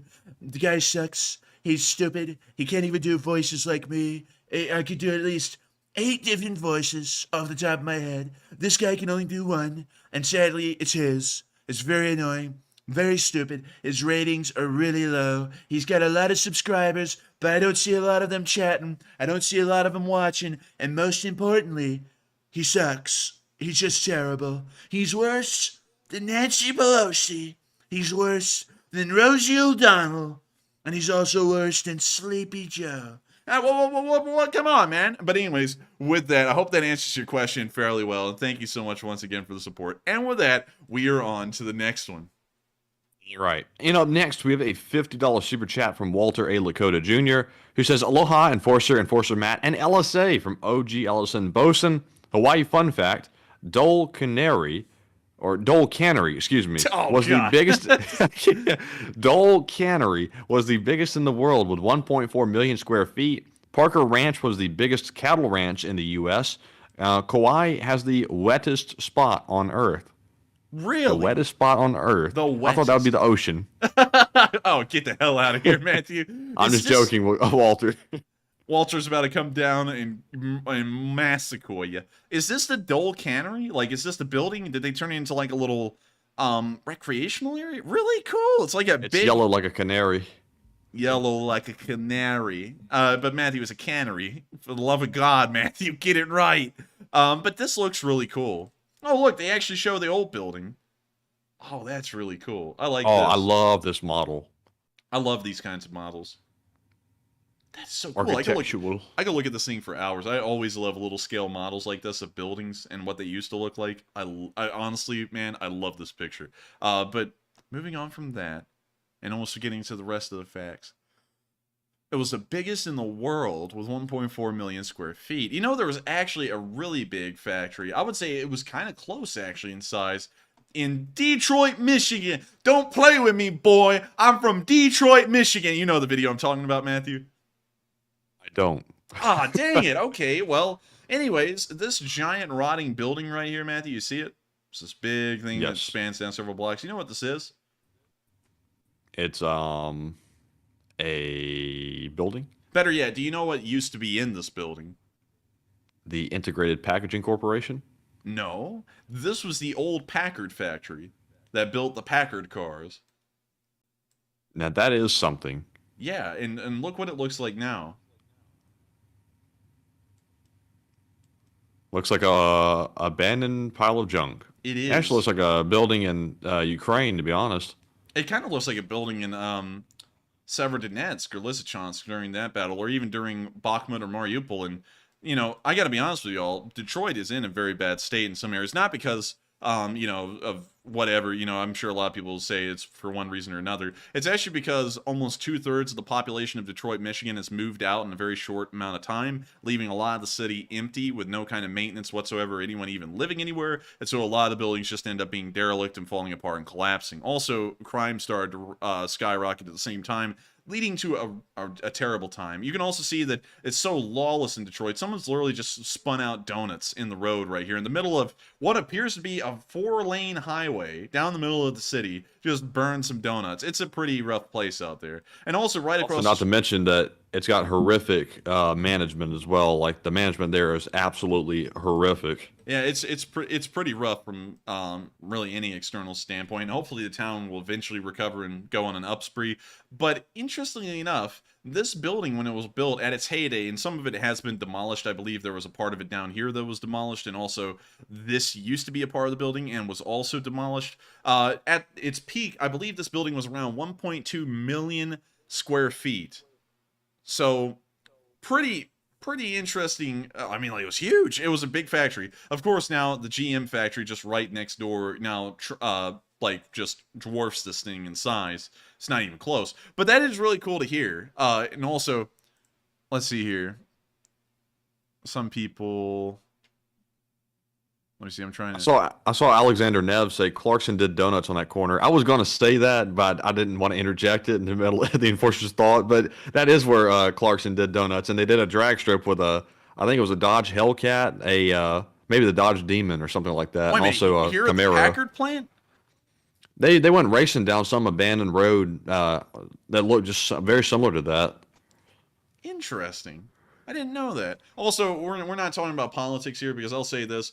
A lot of people I can see in the chat are trying to blame this on some kind of a political thing.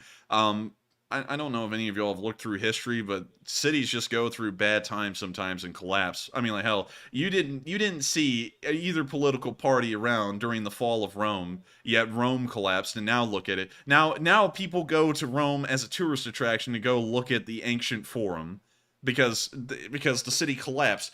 At Rome's peak, 1 million people lived there during the Roman Empire's time.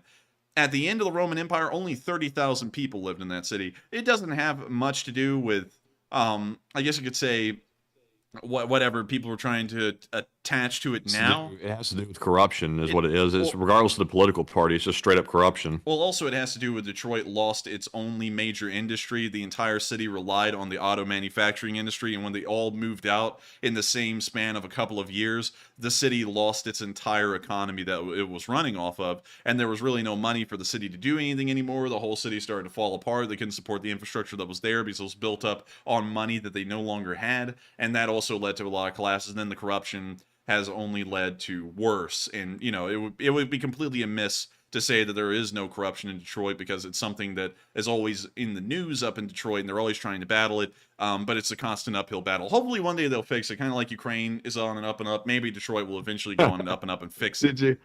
Did you see the cussing battle in between the mayor and the alderman? I think I did, but anyways. Oh my goodness. We're gonna move on from this because this will start to go down a different direction. Anyways, moving on from Detroit, that is pretty cool to hear about the Dole cannery in Hawaii. And also another thing, let's pull up the other part. Let's see, the biggest cattle ranch in the U.S. Let's pull that up. Kauia. This thing here.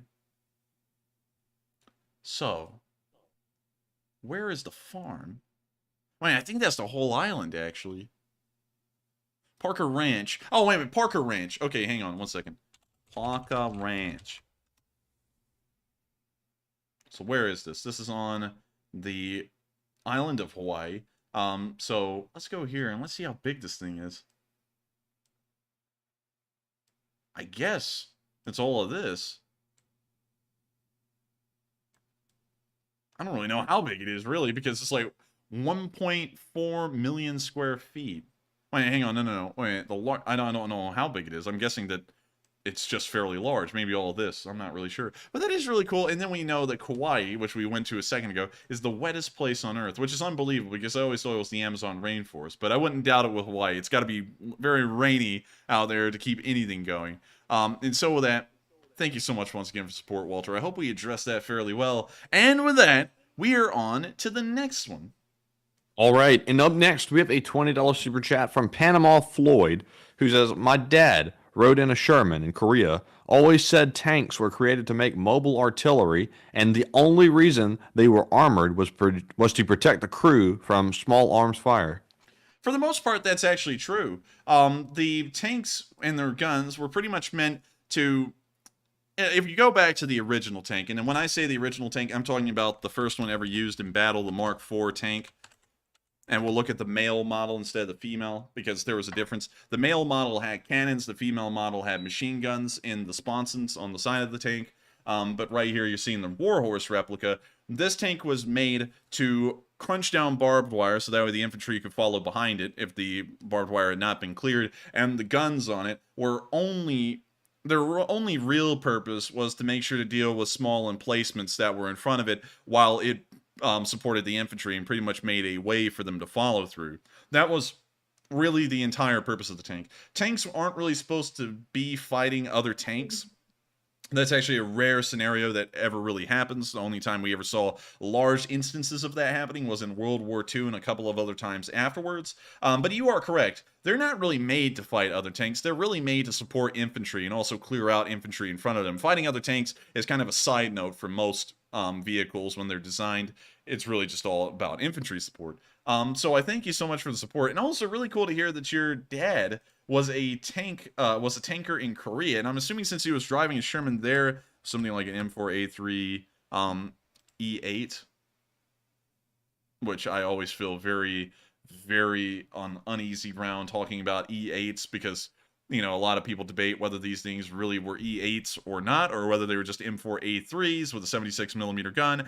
I don't know. I'm not getting into all that, but still, I think these were the ones that were largely being used in Korea, but there was also a couple of older ones, like the normal M4A1s or the M4A2s, which you can see, no, not that one, this one. Like this one right here, because they're still pretty good for infantry support, which was their whole job. But with that, thank you so much once again for support. I hope that does address the comment fairly well, and thank you for adding in a little bit of the story from your dad, who was a tanker in Korea. And so with that, we are on to the next one, and thank you so much once again. All right, and up next, we have a $10 super chat from Craig Platel, who says TOW 2B are not restricted to Bradley.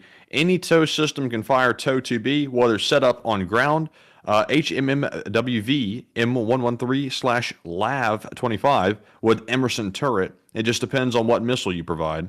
And thank you for the support. And that is true, Craig. But the thing is that Ukrainians have none of those. And also the TOW launchers they have, from what we know, they're in very small numbers and they were only supplied with ITOWs. And so if they get the Bradley, it's probably going to be shipped over with a complement of TOWs for each Bradley. And they're probably going to get TOW 2Bs then. But that is a good point. That is true. All those things can carry TOWs. But as far as Ukraine is concerned, none of those things exist for them.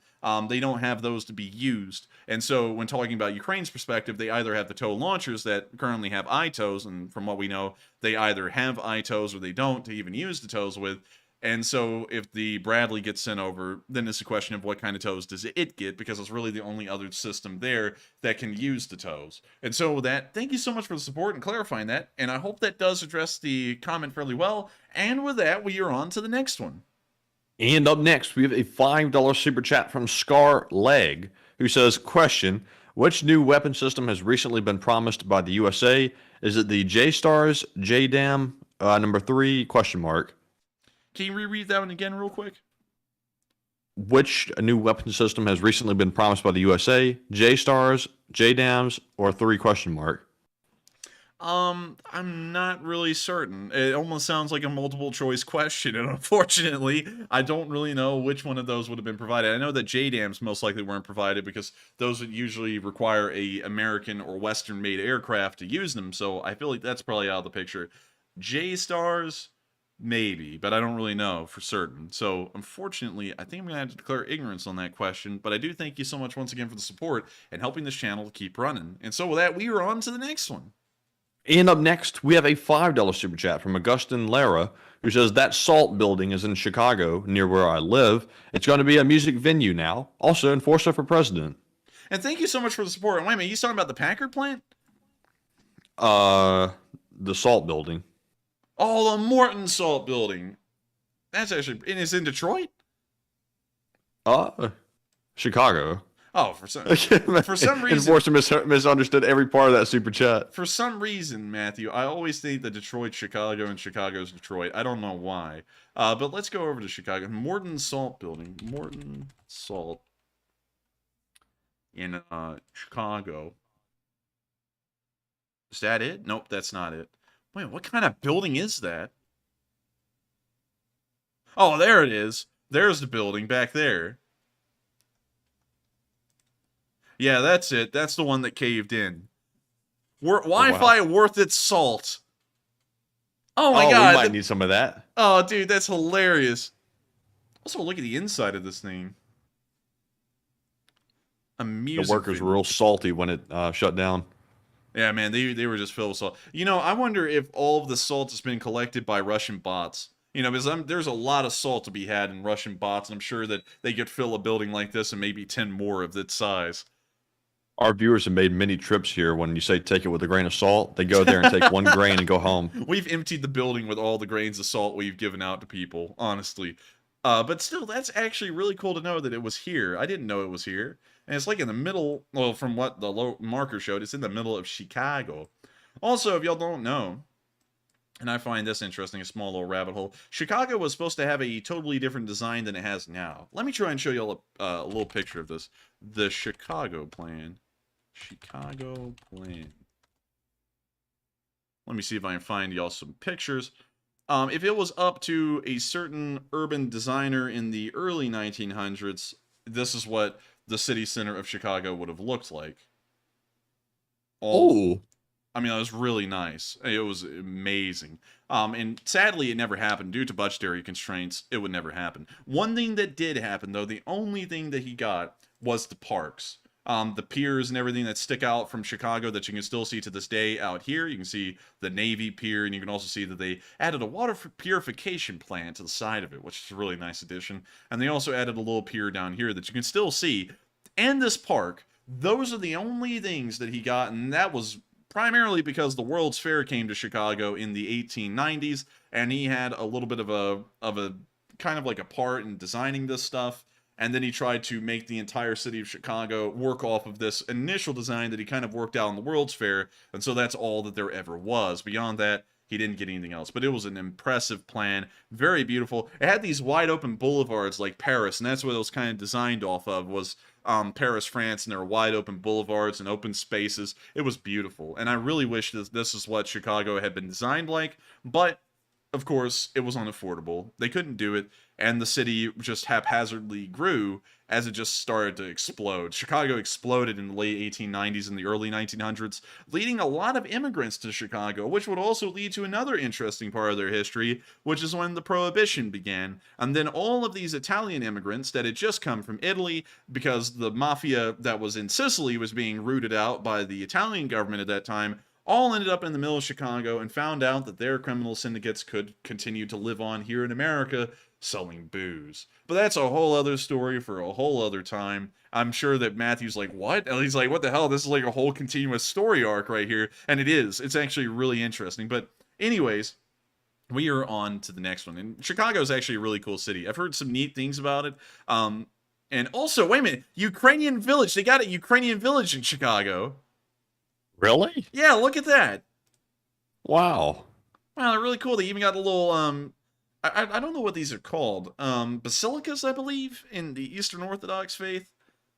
That's super cool. That is cool. Anyways, with that, we are on to the next one. And up next, we have a $5 super chat from Classified Veteran, who says, on Ukraine uniform, wait a minute, he said... Oh, he put in a link, but he put like a space between all the words.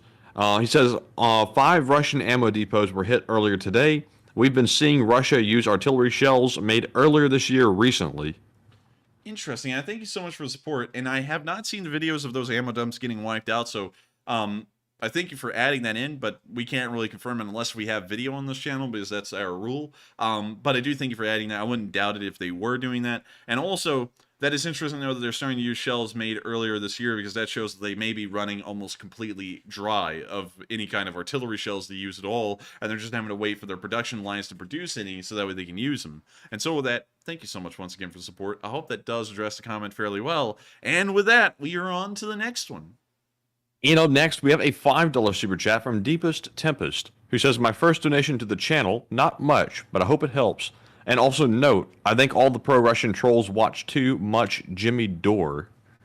And I thank you so much for the support. And I know it ain't much, but it's honest work. And I gotta thank you so much for supporting this channel. Because of course, while you think it's not much, it is a whole load to us.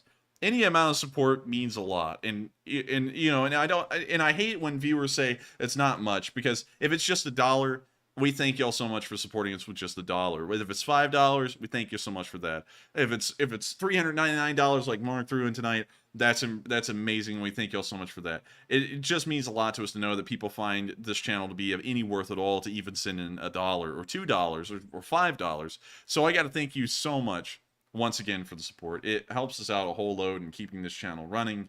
And thank you so much once again. It's a high praise to know that you just enjoyed a whole load. And so with that, thank you so much once again for the support. Also Matthew, Joe sitting there. I sat there and told the story of Chicago. and exactly how it happened, and then you start that doesn't even make any freaking sense. I hate it when people say something's racist when it doesn't have any remote resemblance to it whatsoever. I sit there and talk about the Italians getting purged from Sicily by the Italian government because they were running mafias down there of gambling rackets and stuff, and they ended up in Chicago and would start the crime syndicates there. And someone says that's a bit racist. How is that racist? That's actually history. Like I didn't see the leader of the mafia, the mafia crime syndicates in Chicago being called Burley Burlington. He was named Al Capone. His family was from Italy. He's from Italy. They're all from Italy. Like that doesn't make any sense. That's just history. Anyways, with that, we're on to the next one. All right, and up next we have a $5 super chat from Craig Platel, who says also the Toad 2B comes in a wire-guided and wireless version. Oh, I didn't know it was wireless. I thought they were all wire-guided. And I thank you so much for adding that info in, because that is something that I didn't know at all. But with that, thank you so much once again for the support. I hope that does address the comment fairly well. And with that, we are on to the next one.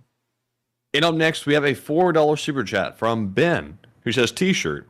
As usual, Russian tanks continued obliterated by the Ukrainians. And thank you for the support. And yeah, they continue to be obliterated every single freaking day. I mean, it's unbelievable to see. Also, every once in a while we see no tanks getting lost nowadays because they hardly, they hardly used them anymore. But today they lost 8, and that is an incredibly high number. That's a whole BTG's worth of tanks that was just wiped out. And so with that, thank you so much once again for the support. I hope that does address the comment fairly well. And with that, we are on to the next one.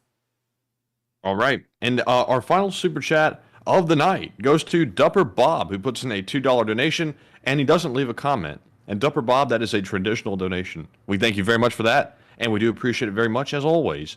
And we had one more super chat come in. We had one from John Zedrin this time, and it's a 269 SEK.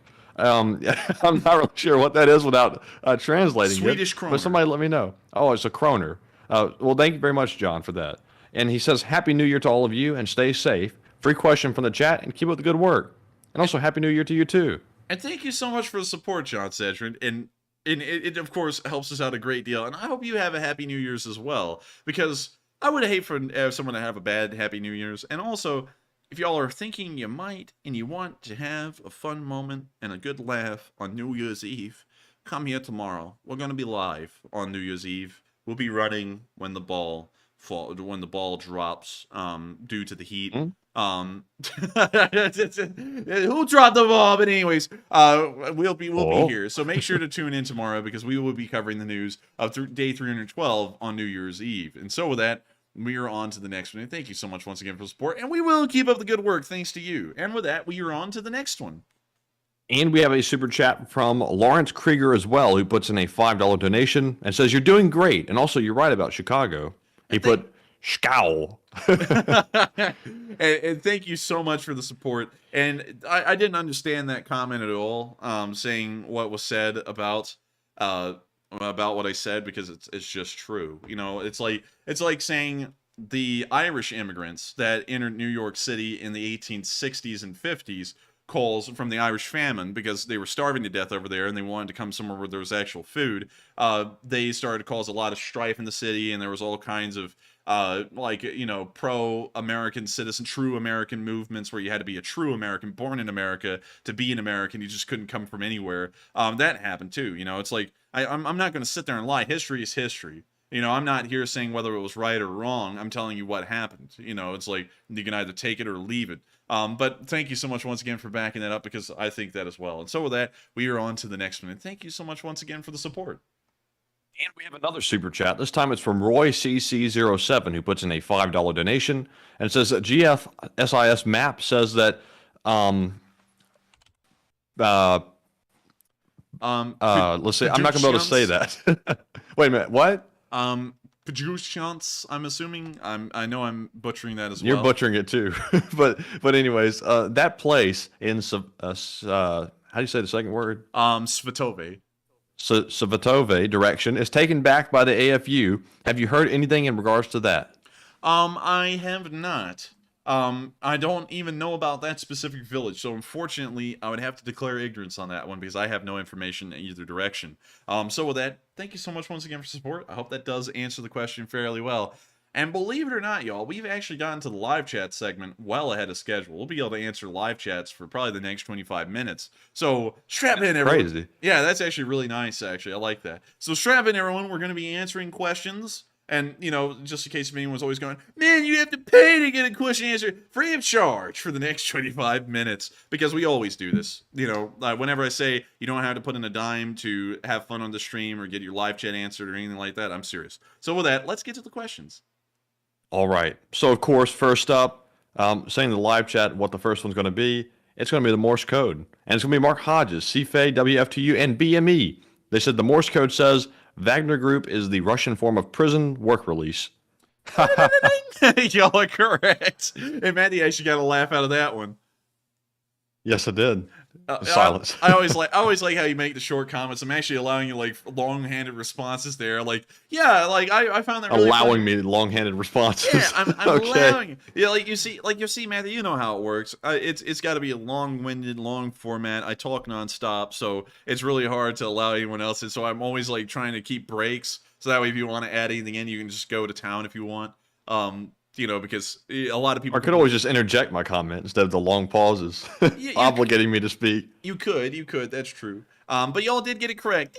That is their version of work release. Usually in America, you see prisoners on the side of the street with some kind of a pick picking up trash. But in Russia, they send them to the front lines to go fight in a war and die, and that's their work release. So y'all did get that correct. And so with that, we are on to the next one. And congratulations to all of our Morse code decoders again for getting it right another night.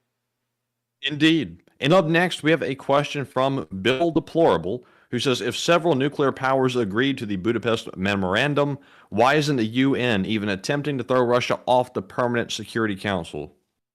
They can't. That's a great question. They can't throw them off the Security Council because if one member of the Security Council vetoes anything, it can't go through. And considering that Russia is a member of the Security Council, here's how this move would go. You are not following the Budapest Memorandum. We're kicking you out. The Security Council votes, 4 votes, kick them out. Russia, what's your vote? I veto it. Oh, well, we can't kick you out. That's how it goes. So they can't kick them out because it can't happen. It physically cannot happen due to the structure of NATO. So with that, I hope that answers the question fairly well. We are on to the next one. The next one we have is from LJ Boone, who says, what are your opinions of the Kryvyi Rih being hit since it's President Zelensky's hometown? I think that is it's symbolic in a way, but also it's I guess you could say a normal mode of operation for the Russians, because the Russians don't ever leave any town untouched. They've not only hit Kryvyi Rih, they've also hit Vinnytsia as well, and Vinnytsia doesn't even have an actual military base around it. So I really just think they're hitting anything and everything in sight, including Kryvyi Rih, but it does have a little bit of extra significance because Kryvyi Rih is the hometown of President Zelensky. Also, it's a big mining town. You can even see all the mines they have around it, like this one, the Pivdini Quarry. Wow, that's a big one. Dang. Look at that. Good lord, that's like where half the raw materials in Ukraine come from. Look at that redstone. Yeah, it looks like from the color, it's probably like iron ore or something that they're mining out of this thing. But interestingly enough, none of the other quarries around the city have that color. So it's kind of weird. What's this one? Oh, it's got 2 reviews. Active quarry. That's it. Just 4 stars, active quarry. Holy moly, that's Damn. deep. Dude, I feel like one of those people that go, damn, that's deep. Damn, son, where'd you find this one? Is it really a quarry, or is it more of an introspective of what mankind's industrial abilities can produce? Damn, that's deeper about this. Oh man, well, let's go look at the coal quarries south of town, because there's loads of them down there. Like, if you thought if these twos were big, we're probably going to think this one's massive right here. Dang, I can't believe. Dang. These mining pits are really something to look at. Like, oh my lord. Makes those little machines look like toys. Yeah, and these machines are massive. You know, like, they're some of the biggest in the world, probably. And they look small. Like, look, there's those giant, you know, those giant trucks that are so tall they make people look like ants. And they look like nothing down there. It's truly insane. That's crazy. Yeah, it's truly insane what mining can create. Just these massive holes in the ground. And if you think this is big, Matthew, I'm about to show you a really big one that's not even in Ukraine. It's in Germany. It's the biggest one in the world. It's so big that they actually have to stop. Yeah, they actually have to stop helicopters from flying around it, because if they do, they could get sucked in by the vortexes that are created. So let me show you this. That's too big, honestly, if it does stuff like that. Oh my god, look at that. Is that big old wheeled one, isn't it, with the wheel on it? This thing? Nah, that doesn't look like it. This thing? Nah, it's definitely not it either. But holy moly, look at how big this thing is. And this whole entire thing is just used. They made this giant hole in the ground just to mine out coal. And they're still mining it. They're mining it at such a fast pace, they're actually having to evict people from their homes in neighboring villages like Elsdorf to continue digging out the mine even further in every direction to extract more coal to keep the power grid going. So, kind of interesting in that way. Something else. Yeah, I mean... Getting ejected from your home so they get some more coal. Naughty kids get kicked out of their houses so Santa can mine the coal to put in their stockings. But anyways, with that, we are on to the next one. All right, so up next we have a super chat. We have a $10 donation from Jorg in Florin, who says, Happy New Year's to the Enforcer team, and also Happy New Year's to you too, Jorg.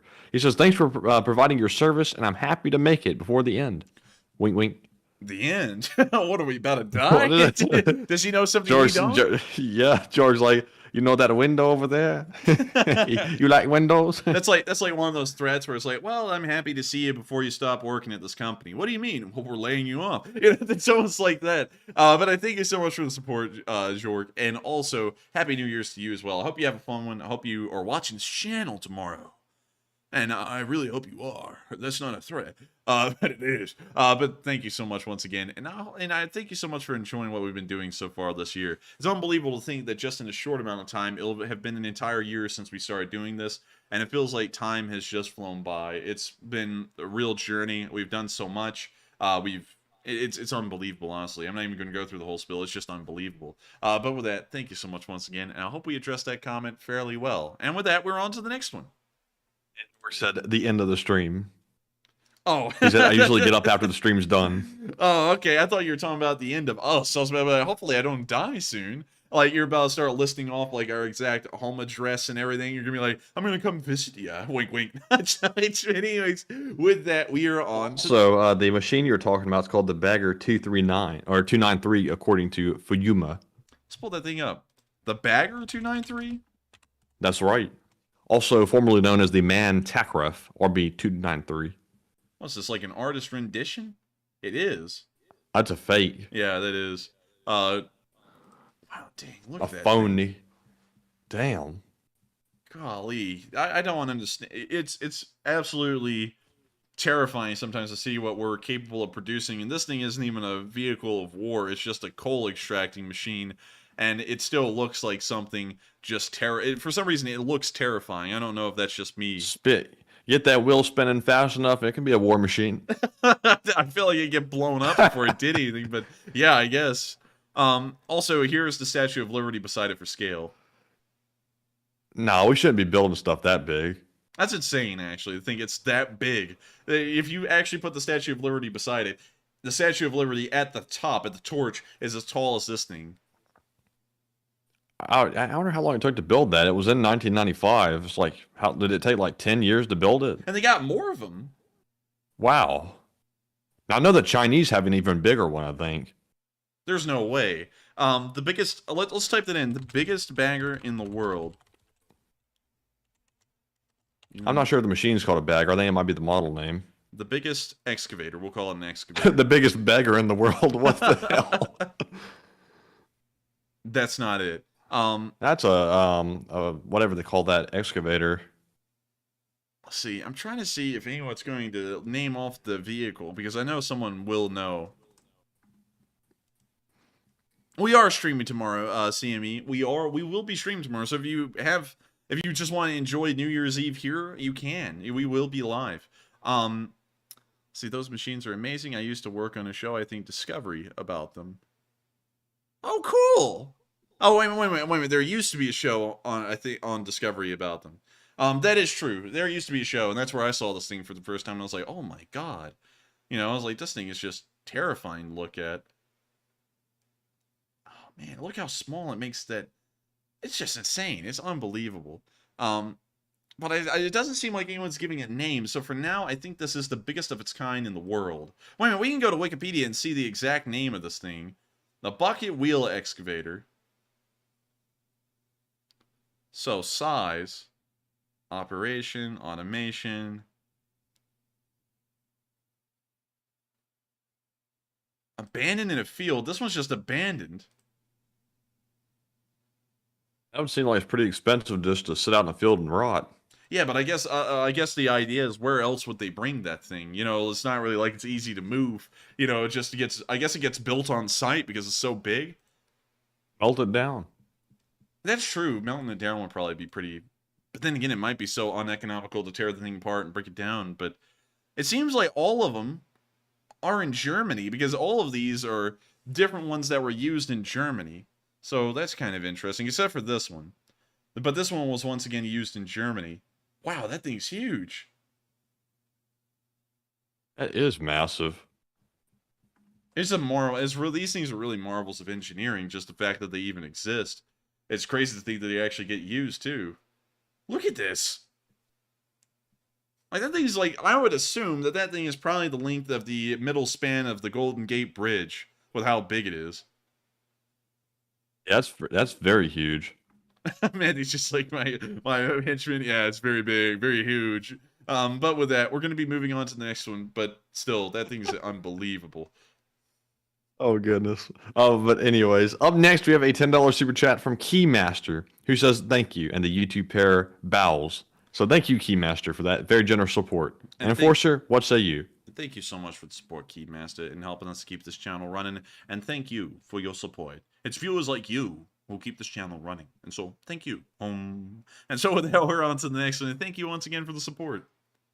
And the next one we have is from Louis Marina, who puts in a $5 donation and says, for every 2 Ukraine soldiers, there are 3 forms of higher education. And for every 2 Russian soldiers, there are 3 criminal records.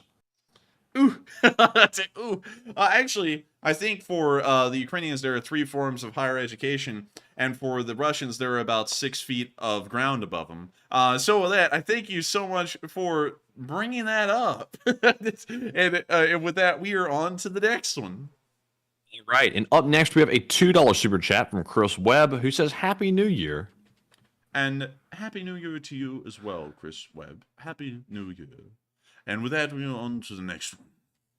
All right. So back to our live chat questions. We have one from Psyops once again, who says, Enforcer, has there been any update on the ammo box house, the one from a few months ago? We haven't gotten any updates on that. I don't know if it ceased to function or if they're keeping it up. I'm not really sure, but it was a really cool creation when they made it. So I hope we answered that question fairly well, and we are on to the next one. The next one we have goes to Kane, who says, why is it that some units are only named numbers and others get cool names like Kraken? You know, I wish I could take a crack at that answer. But I don't really know why some of them get cool names. That joke was cracking. That joke was absolutely snapping. But anyways, I don't know why some of them get cool names and some of them just get numbers. I believe it's because some of them have a special purpose, like the Azov. It's it just got its name because it's the Azov. And then other units like Kraken, I guess they're kind of special forces units or well-trained units. I'm not really sure. I don't really know the answer as to why, because sometimes it seems as though some units just get names for no reason other than they just get them. So with that, I hope that answers the question the best I can. And with that, we're on to the next one. And up next, we have a question from Enigma, who says, after the war, if the UN decides that Russia needs to be occupied, would Ukraine take part in that occupation while Russia is reformed? Wait, reread that again? After the war, if the UN decides that Russia needs to be occupied, would Ukraine take part in that occupation while Russia is reformed? I would suppose so. It would be the prerogative of every nation in the world to do that, but that would require a vote on the Security Council, Russians to veto it, and also they would probably nuke everyone if they tried to occupy them for a while, because, you know, that would be directly threatening their sovereignty. And so with that, I hope that answers the question. We are on to the next one. And the next one we have is from Henrik Jorkman, who says, Enforcer, if you became president today, what military hardware would you send to Ukraine first? Bradleys, and I'll also send F-16s. I believe those are the two most important ones to send right now, and then everything else could come later. Another Patriot would probably come further down the line after we proved the first one and saw that it was actually effective and useful and worthwhile in sending. And so with that, I hope that answers the question fairly well, and also make sure to vote for me in 2040. And thank you so much once again. And with that, we're on to the next one. And the next one we have is from Megan Donahue, who says, did you guys see the clips on the border clashes between China and India? They fight with sticks and stones and no weapons.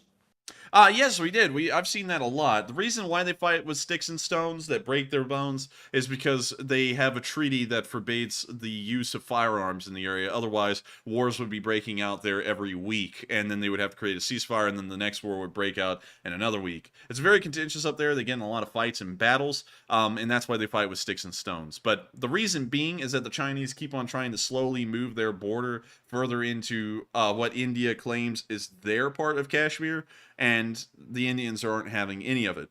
So with that, I hope that answers the question fairly well, and we are on to the next one. And the next one we have is from Mike Spike, who says, have you guys speculated or polled on the topic of Russia launching a new ground campaign from the territory of Belarus without and with Belarusian forces? We have, actually. We've done that several times before, and I just don't think it'll ever happen because we've been hearing about that for 10 months, and it's never happened yet, and I don't think it ever will. But we have polled about it before, and it seems like at the beginning, a lot of people believed they would, and as the war kept on going, less and less people started to believe the Belarusians and the Russians, and now almost everyone consigns it off to being just more hype and lies from them. And so with that, I hope that answers the question, and we are on to the next one. And up next, we have a question from Sean Cashano, who says, when do you think Russia will run out of shells? I figure sometime around next fall, unless they get supplied by North Korea in mass. I don't really know when they're going to run out of shells, because we don't really have an idea of how well the Ukrainian logistics and Russian logistics are in terms of overall numbers of shells and rockets and such things. So, unfortunately, I would have no idea when they would run out of shells. We would assume it would be soon, however, like, you know, not within the next couple of years, probably within the next half year or so. But then again, that's really based off of nothing because we don't even have a metric to work off of there for the most part. So with that, I hope that answers the question, and we are on to the next one. And the next one we have is from Midwest Vikinger, who says, I'm wondering how many troops Wagner has that are former military who are trained versus the new batch that are criminals and untrained.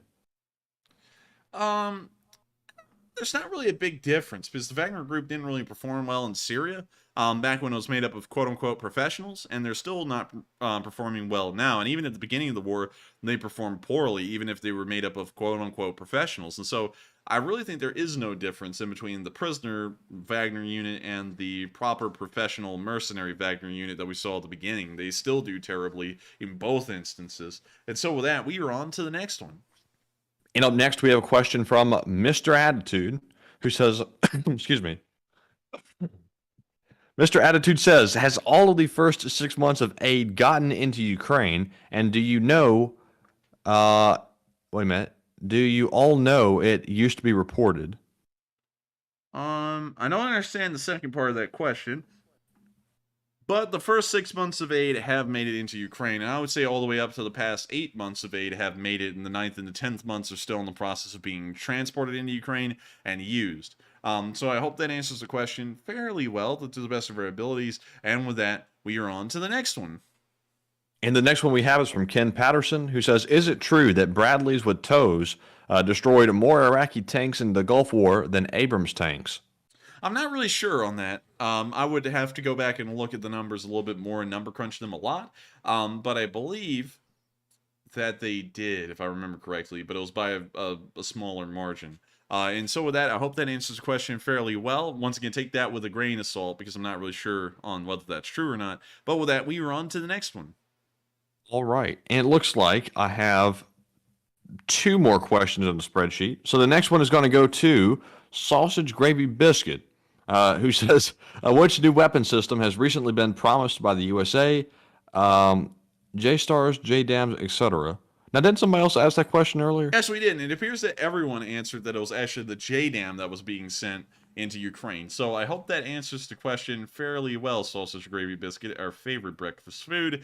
And with that, it sounds like we only have one question left. And so, who is the lucky last person who threw in the lucky last question of the night? And that person is going to be Ralph McHenry, who says, Enforcer, what is the weight difference between the Bradley fighting vehicle and an Abrams tank? And what is the average weight restriction for the average bridge in Ukraine? I believe the weight difference is for every 1 ton of a Bradley, there's 2 tons of an Abrams. But let me make sure to check M2 Bradley weight. 27 tons, and an Abrams will land somewhere in the range of 56 to 60 tons. So, let me see if I'm right. 55 tons. So, very close. Going off of that, it appears that the weight difference is 2 to 1. For every 2 tons of an Abrams, a Bradley is only 1 ton. So, it's actually a little bit significant. For that reason, the Bradley would probably also do better because if it's lighter weight, it would be able to travel over more adverse conditions a little bit easier, and also a lot more bridges, because the Abrams may be so heavy that it cannot cross bridges effectively without having to find some long way around, so that way it doesn't collapse the bridge and sink into the river. So, with that, I hope that answers the question fairly well. Once again, I think the Bradley would actually be a better system to send into Ukraine than the Abrams, based off of what we're seeing right now. And so with that, once again, it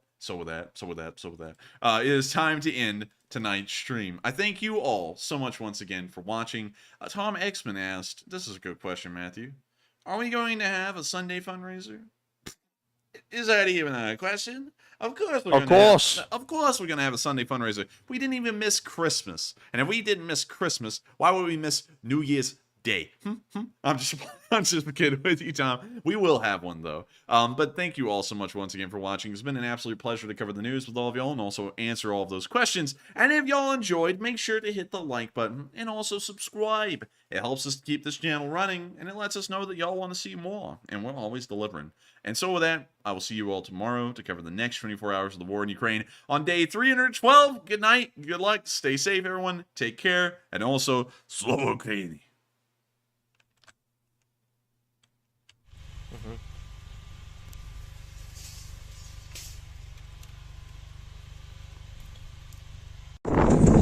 Yes. The Leaf Street Army sends its regards.